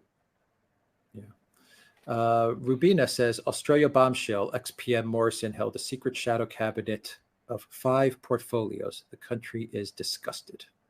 Yeah, well, Morrison. Thank you for that. Jungle Jin says, why phase out nuclear power? No one would ever bomb or shell stations, nor would they ever succumb to natural catastrophes like tsunamis. Well, there you go. Yeah. I mean, a very good point, by the way. But I mean, it's the shelling which is the really astonishing thing, it seems to me. Yeah. Jennifer Chang that says, wish everyone with a snowman, so hot everywhere. And a snowman emojis. Thank you very much, Jennifer, for that. Awesome. Super chat. Angry Warhawk says, will Argentina make a move on the Falklands? Not for the moment. I think that in Argentina, apparently they're going through another of their economic crises. And I think that's probably the main focus of attention. I don't think they'll make a move on the Falklands. Asmi says, I found it noteworthy that at no point did Putin or Shoigu blame ordinary Westerners in all of this. They were aimed squarely at elites. Absolutely correct. That's entirely right. They've been very careful not to. I mean, contrast that with proposals for, Schengen bans on visas for Russians, blanket bans for Russians. And I mean, there is a sharp difference in rhetoric between the Russians and the West. Just as Russians don't blame Ukrainians, Russians are not hostile to Westerners. Though perhaps it's surprising given the things that are said about Russians by Westerners. But anyway, they tend not to be, and certainly the leaders are not. Whereas the things we say about Russians in the West, I have to say, I'm both dismayed by. They're far worse than anything I'd expected and ashamed of. Yeah, V-Searcher says, Bill Gates visited South Korea recently, apparently to beg for donations to his Bill and Melinda Fund, another money laundering operation, another Zellywood-type medicine monkey. Oh, goodness. Well, yeah, I'm sure. Yep, Bill Gates. Do it your own way says, I am always on the lookout for your programs, be it the DURAN or Alexander Mercouris. Both of you are the best analysts. I wish Russia to win this war, yet I always want the war will end soon. Yes, so do I. So do we. I mean, I'm going to say this again, and I speak for both of us here. The one thing we would say about this war is that neither of us wanted it. Both of us hate it. And we absolutely hate it. We want to see it end soon. I don't think it will end soon diplomatically, but I don't think it's going to continue for as long as many people think, because I think we are now, as I said, at that tipping point. And over the next few weeks, it'll become clear who's going to win it militarily. Yeah. Pickwick, thank you for that super sticker. Jungle Jim says, is Walesa the Polish version of Joe the Plumber? Yeah, well, I'm not able to say which Walesa is. Yeah. Anya could tell us probably. We should have another program with Anya soon. Yes, we should definitely have Anya on soon. Anthony Sadic says, greetings from Perth, Western Australia. Also greetings from all Croatians around the world. Love your work, love your passion for Greece. Can't wait to visit. Absolutely. Can I just say, I mean, Croatia is another place I've been to, and it's the Dalmatian coast is one of the most beautiful places in the world. And Zagreb is a fine city. Mm-hmm. Elena, thank you for that super sticker. Orlando Santos says, distressing the poverty of our mass media. Great work, guys. A wind of mostly accurate information is much appreciated. Thank you for that. Marcelo says, Bolsonaro in recent interviews said, quote, age has not been kind to Biden, end quote, when asked about relations with the USA. Brazil's BRICS position is above ideology. Yeah, absolutely. Can I just say something about Bolsonaro? I mean, he's the one world leader who I think has come out and actually straightforwardly said that. Putin has said things which hint on that very point. But Bolsonaro is about the one person who just says it as we all see it.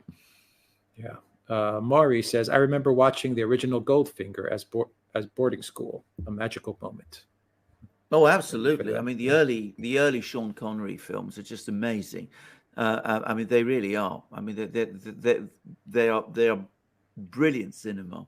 And remember, Ian Fleming was alive still when they first started. Zariel says, what will this mean if BRICS creates a new currency? So it will be another global currency conglomerate. That's exactly what we don't want.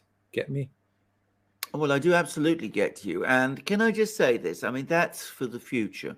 That's a problem for the future. I mean, I'm not a naive person.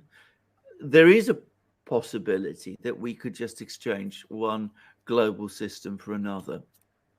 But at the moment, we have to deal with the global system that we have. And at the moment, the Russians are saying what they're saying, that they defend sovereign rights. Sharia says, why was Russia able to raise interest rates to 20% to tame inflation but the same cannot be done by Western economies? Can China do something like that?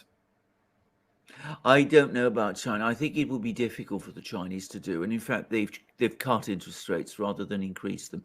The reason Russia can't raise interest rates, obviously, is because they've kept their debt situation low, under control. Exactly.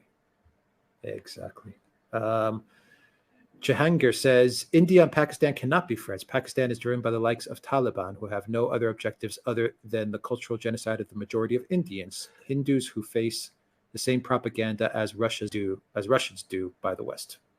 Yes, I didn't say become friends. What I said is establish a functional dialogue with each other. Friends will take a very, very long time to happen between Pakistan and India. All I am saying is, from an Indian point of view, having an international venue where they can talk to Pakistan, and they can have various countries there, countries like Russia, which are sympathetic to India, for example, countries like China, which may be sympathetic to Pakistan, but which will probably not want to see a crisis in the Indian subcontinent.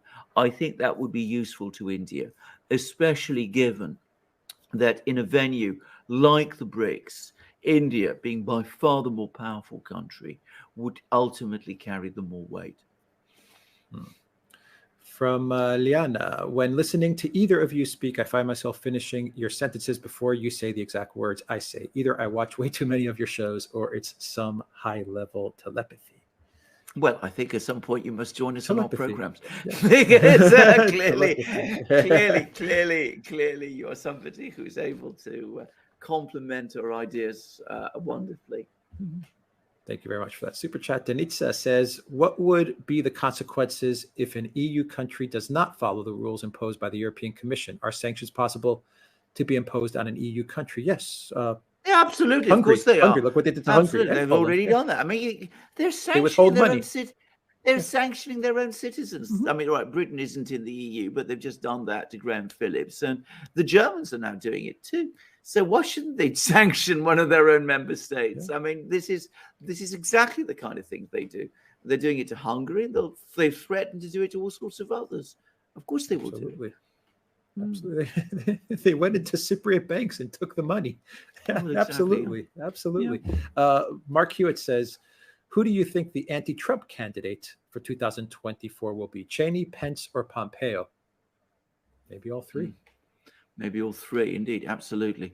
My own personal view, by the way, is that an anti-Trump rhino candidate is only going to draw support away from the Democrats. That's all that sort of person will do. But that's my own view anyway. Susan, welcome to the DURAN community. Matre Putra, thank you for that super sticker. Tricky Vicky says, question, the best link to hear the full Putin and his general speeches at Armament Expo in English. Tube has mostly propaganda videos, not accurate reports. Yes, I mean, I don't know whether you can see a video of this, but you can read the complete transcript on the Kremlin's website. Just write "President of Russia" and on Google, and it will take you there. Yeah, Rafik says, what is the possibility that Putin will decide that the entirety of Ukraine must be conquered or liberated in order to protect both Russians and ethnic Ukrainians from self-destruction? I think it is becoming more likely by the day. I'm not sure that's the decision which has been made yet, but with every day that passes and that the war is continued, I think the prospects of that grow. I don't think that was the plan at the beginning. Chris Musics says, why US? Thank you, Chris, for that. Katya, thank you for that super sticker. Michael says, UK, over 400,000 sign up for Enough is Enough, going to cut out Sir Keir and the chicken coop gang globalists in labor. Yeah, absolutely. I mean, Keir Starmer is such an obvious establishment, Remain globalist figure, Blairite figure. I mean, it's astonishing in some ways that it's taken so long for these kind of petitions to be put together. I mean, I have to say, I am very depressed about my country, about Britain. I say my country because this is where I live and I hold its citizenship. And, I have a very strong connection to Britain, a very strong sentimental and emotional connection to Britain. But I've never known things to be so bad. Economically, they're awful, as bad as they've ever been in my lifetime, perhaps worse. But what is absolutely terrible is the political situation. We have a political class that is exhausted, is completely out of ideas, but instead of stepping aside, it just clings on. And it's a real disaster.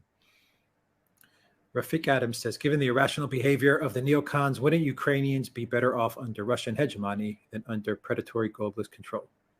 I think more and more Ukrainians probably quietly are coming to that view. If that film, those films, plural, that I've seen of Ukrainians moving to Russian-controlled areas are representative of general Ukrainian feeling, which I suspect they are. Alberta, thank you for that super chat. Budweiser, thank you for that super sticker. Benedict says, will someone tell Zelensky that Steiner wasn't able to organize his men and will not come to push the Russians out? This relates to a notorious incident at the very end of the Second World War, when the leader of Germany, whose name I'm not going to make, not because I don't want to, but because YouTube gets nervous when one mentions him. Even as the Russian army was closing in on Berlin, came up with this idea of this great counteroffensive, rather like the Kherson offensive. And the general who was going to lead it was a man called Steiner. And of course, there was no Steiner counteroffensive. By this time, Germany had run out of functioning armies. And famously, there was a scene in the bunker when the leader of Germany was told this by his remaining generals, and there was a huge tantrum from the leader. And this was the moment when he finally admitted that the war was lost. Yeah. William says, book recommendations on geopolitics. Appreciate it. I always come back. You want to get the best ever book on geopolitics. I still think that Thucydides, his original history, is the best. I mean, he really does explain how politics works really well. And if you want to get a commentary on it, because obviously it's talking about the geopolitics of the ancient world. Geoffrey de Saint-Croix's book on the origins of the Peloponnesian War is brilliant.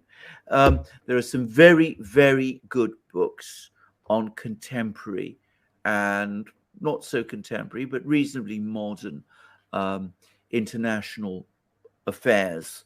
All I would say is go to books written by historians, not to books written by IR, international relations specialists. Historians write far better on geopolitics than the international relations people do.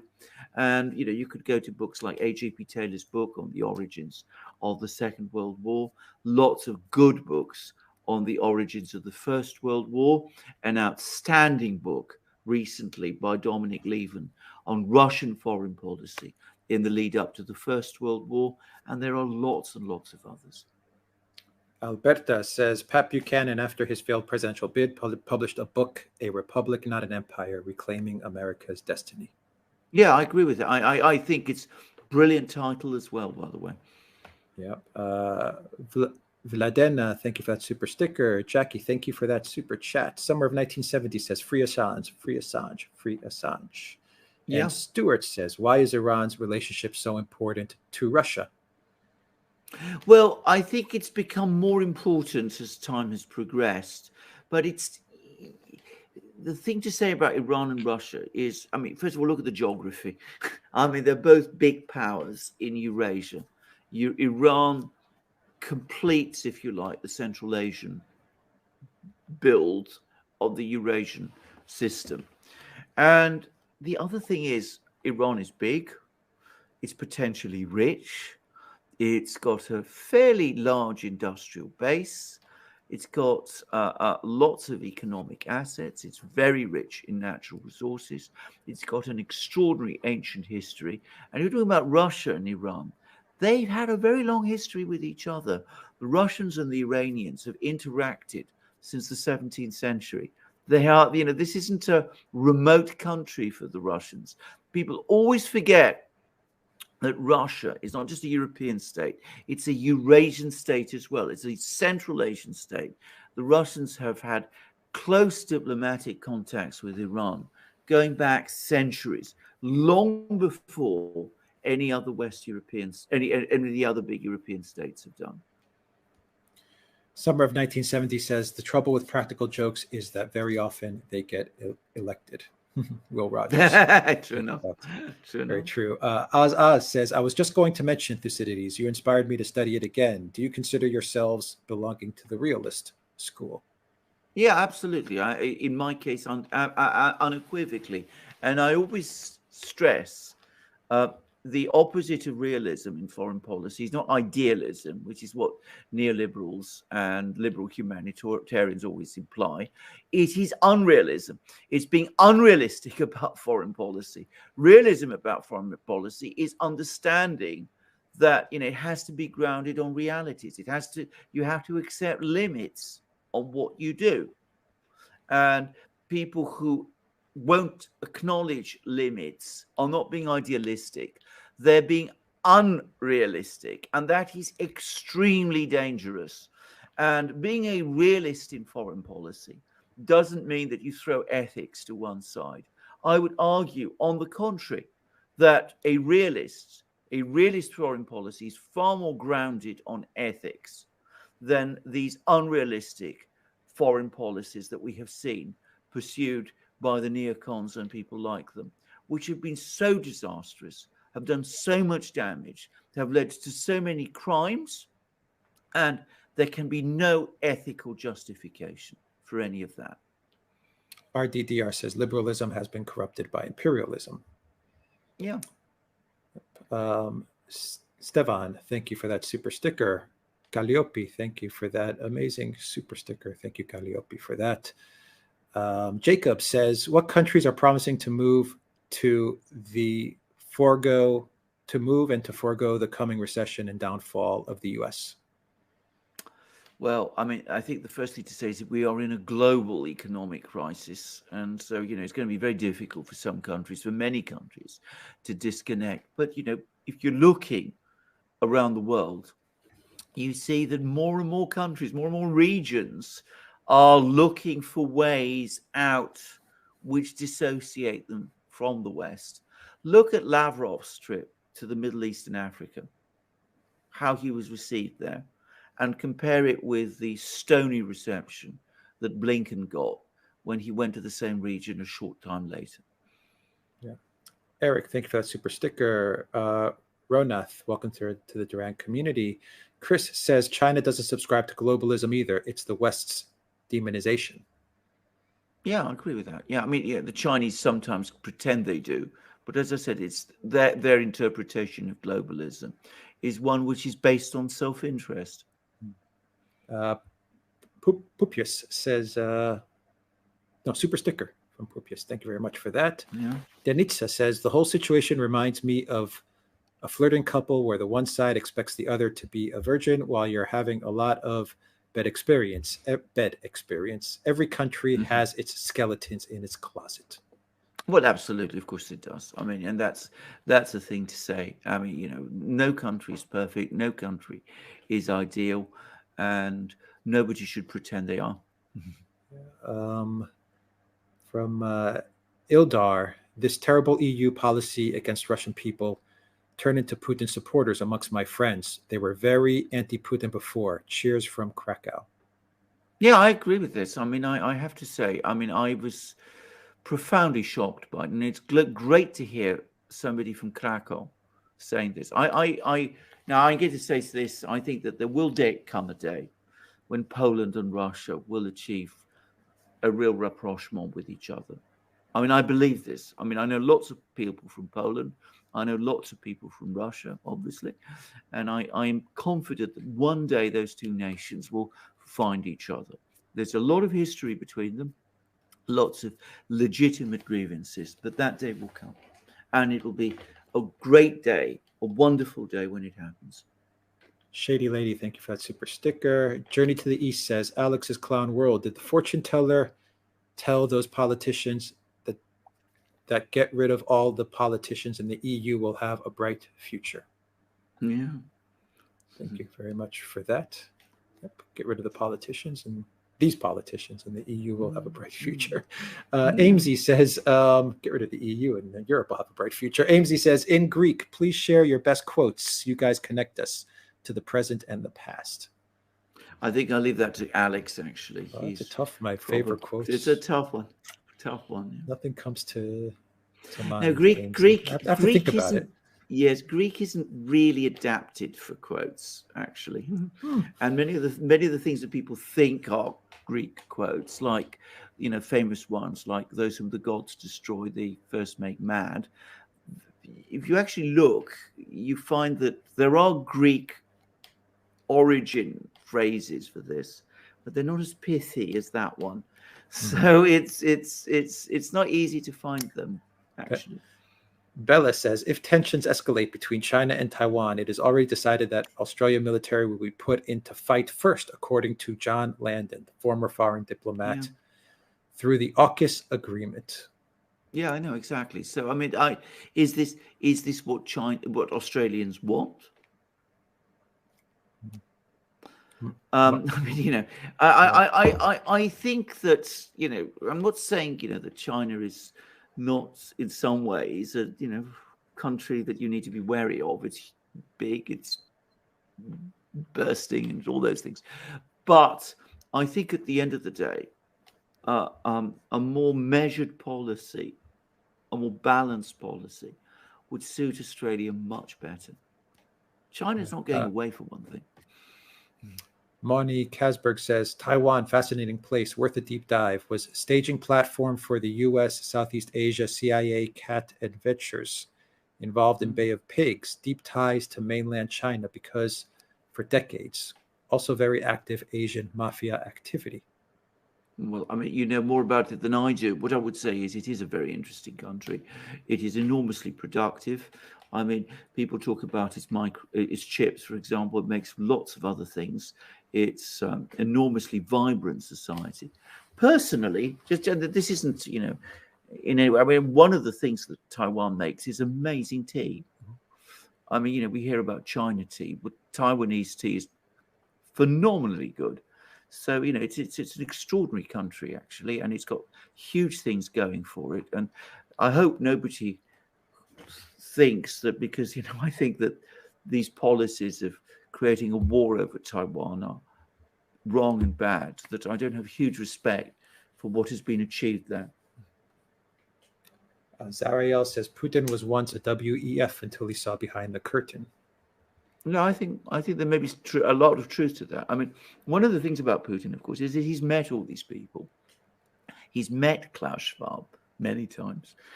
So, I mean, he's somebody who, as Zariel says, he's seen it from the inside. Yeah. From Toby, correction, Taiwan is not a country, Alexander. All right, not a country. Okay, I accept that. Okay, it's not a country, but an island, a people who live on the island. I mean, it's achieved an awful lot. The one thing I would say is that, of course, they also have probably the best museum of Chinese art, and of course, it was brought from the Forbidden City, from the Palace Museum in Beijing, and if they do decide to leave China, which would be incredibly dangerous, I wonder how they will justify trying to cling on to all those artworks which belong ultimately to the Palace Museum. I mean, there's a Palace Museum in China, in Beijing. There's a Palace Museum in Taipei. Will they nationalize it? Will they try to hold on to it? Just saying. Now there's people in the chat saying Taiwan is a country. Okay, so now you've sparked quite a debate, Alexander.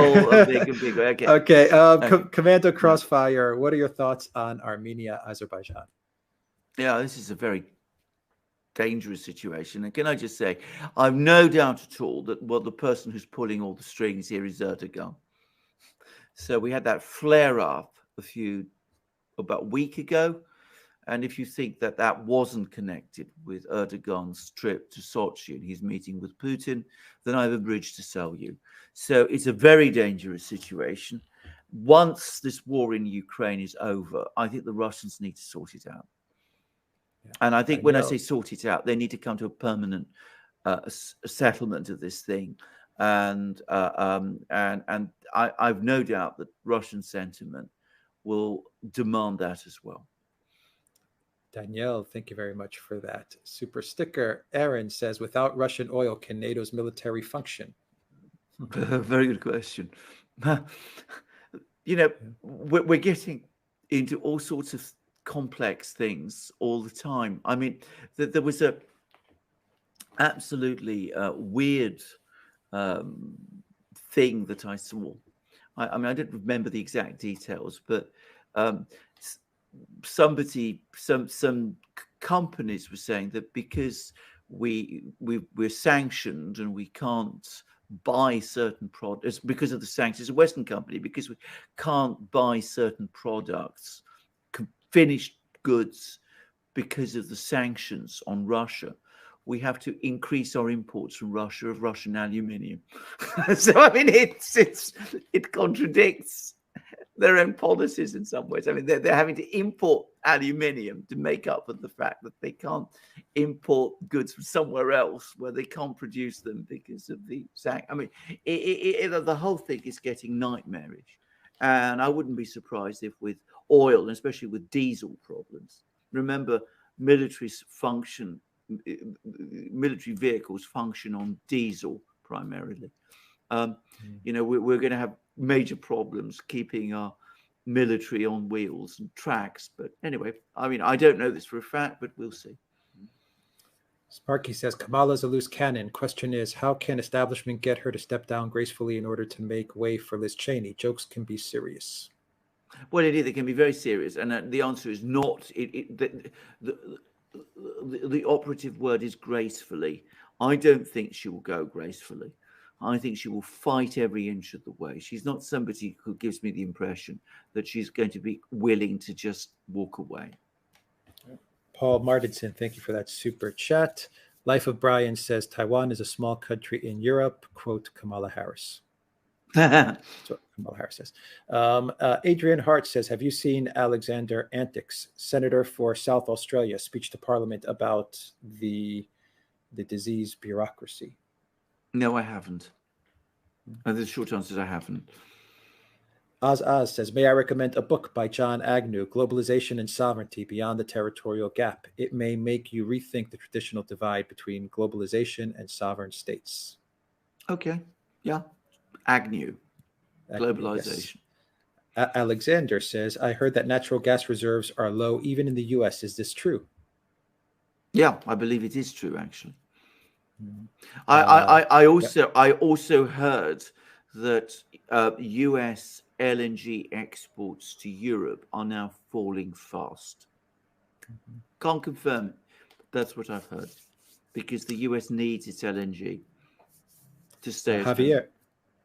Javier says coffee funds to fill your magic mugs. Thank you, Javier. Oh yeah. Asmi06 says, have you guys seen a video, Time to Move to Russia? I think it was a great troll from the Russian Foreign Ministry. Yes, I have seen that video. Yes. Fantastic. Alex has seen it. I have not, but it was brought up on my locals live stream. Yeah. Commander Crossfire says, why doesn't Russia take out the artillery shelling the NPP, the nuclear power plant? Yeah, I think the reason always is that, going back to that amnesty report, some of this artillery is based in residential areas in Nikopol, and I think that makes it complicated. Yeah. Elza says, had Canada as a topic in class, could not stay serious mentioning the head of state. Was hearing that Trudeau voice you make, Alex. Oh, I know you. It's tough to stay serious when discussing Trudeau. Alex, this is the difference between Alex and me. Alex can laugh about this, and I wish I could. When I talk about Trudeau, I tend to get angry.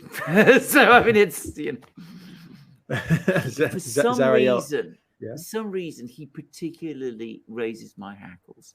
Perhaps because I remember the old Canada so well. Yeah. Zariel says, a camel can't be graceful. Maybe a camel can. A Kamala can't be graceful. Maybe a camel can. Thank you, Zariel, for that. Kenk Yogurt says, I'm sure you've both discussed this previously, but not on any podcasts I've heard. What's your opinion of the works of Alexander Dugin? Yeah, I read one of his pieces, which was The Fourth Political Theory. And I read it and I found it, up to a point, actually quite brilliant. I mean, the man's erudition, his knowledge is just off the scale. It's also wonderfully well written. And, I was then found myself at the end feeling rather, I'm going to deny this, rather let down, because I was waiting to read what this fourth political theory was. I mean, he went through all the others, liberalism, fascism, democracy, all the rest, communism. And, he was going to tell us about this fourth political theory. And there never was a fourth political theory, at least not in this book. And I have to say, this is very much my own feeling about Dugin. He's very good at discussing things and coming up with ideas. You might always like them, but I mean, he's productive in that way. But he never comes up with anything practical. That's my own view about Dugin. His influence in Russia, I've said this so many times, is vastly overstated. And it's simply not true that the general staff, the Russian general staff, bases its curricula, a geopolitical curricula around him. I mean, this is simply not the case. Yeah. Duck Life says, ex-CIA Director Michael Hayden, who authorized torture at Guantanamo Bay, tweeted Donald Trump should be executed on the White House lawn. Oh, my God. I did not see that tweet. Oh, my God. Oh, my God. Wow. Let's see. Marker 100 says, I really appreciate you guys. Thank you, Alexander. Is a whole library. Thank you very much for that amazing super chat. Marker. Gary, welcome to the DURAN community. Not Intimidated says, do you believe the EU will have massive citizen uprisings that could get violent if the energy issue gets worse than it is now? Yeah, I mean, it's not impossible, but can I just say this again? I'm very concerned about all this talk about violence, because I do believe, and we said this earlier in the live stream, that some of these people who are talking about violent protests, especially in Germany, are people who are basically preparing a crackdown. And if people are in real economic distress, they will protest. Mostly people, when they protest peacefully and lawfully and in an orderly way. And certainly they would in a country like Germany. So talking about violent protests in anticipation of something like that makes me does make me wonder what the agendas of some of these politicians, these German politicians who are talking in this way, what their agenda is. At Retarded says, do you think the US will kick Russia off the internet? Yandex browser already set up for this, by the way. Yeah, I think they will eventually. I mean, I think we've talked about this. We talked about this long before the present crisis. I think it was Alex that we're moving towards the fragmentation of the internet, the end of the World Wide Web, and I think that is where we're going. And it's something I regret, but the pressure for it has come from the US, and it built up in 2016. And given the enormous benefits the World Wide Web gave to the US, again, they have dismantled one of the sources of their own power. V-Plan, thank you for that super sticker. Natalia, thank you for that super chat. Cactus Ray, thank you for that super sticker. Nina says, I would argue that the opposite of realism is ideology. Neocons are ideologues, worse than Soviet communists. Yeah, I think you're absolutely correct. I mean, I don't dispute that at all. I agree. All I am saying is that, you know, sometimes you do come across these people who say, oh, you're a realist. That must mean you're a cynic. When he's not being cynical, we're simply being realistic. Ideologues tend not to be realistic. They don't recognize limits. And when you do away with limits, then you can do terrible things. Yeah, Euro Gabor says, if... Oh, I just lost it. 1 sec. If... Keeps on scrolling away from me, Alexander. If Hungary would be sanctioned by the EU harsher than as is now, that could push the country out of the EU and NATO towards BRICS. Yeah, it might do. We'll see how this works out. I mean, the one thing the EU combinat is good at is retaining control. So I think if they start sanctioning Hungary, they will do that in combination with attempts to change the political system in Hungary. And Jurgen Bohr says Orban can do it by a simple vote of parliament holding no referendum. Oh, really interesting. Oh, interesting. Thank you for that, Jurgen Bohr. Let's see. Lilia says, in the collective West, we are lacking leaders and parties that are taking firm stand against the current course. What political ideas could come up and attract the people that disagree? Well, I think the first thing that people need to focus on is recovering our democracies. And as I said many times, democracy, the way it exists, can only really function within states, within state systems.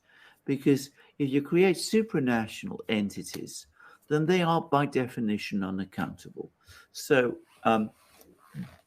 being patriotic, loving your country, resisting these attempts to impose a globalization system upon you is not incompatible with being a Democrat. On the contrary, I would say it is a precondition to being an effective Democrat. And when words like, being a patriot is thrown against you, and it's implied that this makes you some kind of, bad person, which is increasingly the case, by the way, that is a very sinister development indeed. So, people should promote that fact, publicize it, build for it. And once you get your democracies back, then you can reshape your societies as the people choose them to be. And people can then start to get real choices about the directions they want to take, not to have things presented to them as they are now. Right. Hal, welcome to the DURAN community. Reg Scott, welcome to the DURAN community. GEC812 says calling Trudeau Castro Jr. seems the reflux away. Thank you very much for that, GEC. Old music teacher chick, thank you for that $2 super chat. Let's see. Amesy says, this makes me laugh. Is Tasmania not a part of Australia? Look out, we are about to invade our own nation. Yeah. Let's see. Old Gayerist daughter, thank you for your work. Thank you very much for that super chat. Commander Crossfire says, thoughts on Belarus? Any chance of unity with Russia? Yes, I think so. I mean, I think if these events in Ukraine take their course, then, as I said, the gravitational pull on Belarus will grow. I think a lot of people in Belarus will welcome it. Not everybody, but a lot of people. Right. Double Thinker says, my question is, would the Chinese issue sanctions directed at the culprits, such as Biden, Pelosi clans, and various other British companies? Yes. I think the Chinese have shown that they're ready to do it. And I think they would do it if things really got to the point where the Chinese felt it advisable. At the moment, they don't, but potentially they could do it. And CC says, the U.S. is an ATM machine masquerading as the British Empire. Brilliant. And that is everything, Alexander. Wow. That's a brilliant live stream, actually. Yeah. Thank you to our moderators, Zarael, GEC, Spartan Warrior Queen in the house, GEC in the house, Zarael in the house, Valies, great Valies, thank you very much to all our moderators. Catherine was also moderating as well. Who else? I think I got all of our moderators. Yes, I got all of them. Yes, Catherine Smith, thank you very much. Thank you to everyone that joined us on Odyssey, on Rumble, on YouTube, and the duran.locals.com. And any final thoughts, Alexander, before we sign off? Putin's and Shoigu's speeches are extraordinary. I mean, they're first of all, they're the speeches of people who feel themselves winners. That's an important fact already. But they also gave the appearance to me of people who finally, exactly as Alex said, feel able to express what they have long felt. And it's going to gain traction around the world. People were listening to them, and you can already see people responding to what they're saying. The real pushback on globalization has begun. Yeah. Aftab Khan, thank you for joining the DURAN community. And Taffy for we will leave it on this thought, which is midnight in Oz and all is well. Oh, gosh. I think that's a good message to exit this live stream with. Absolutely. Midnight in Oz and all is well. Wonderful. All right. Thank you to everyone for joining us. Thank you to all the questions, and thank you to all the people that watched us on all the various platforms. And thank you to our moderators, Alexander. You have a good day. Richard, welcome to the DURAN community. Take care, everybody.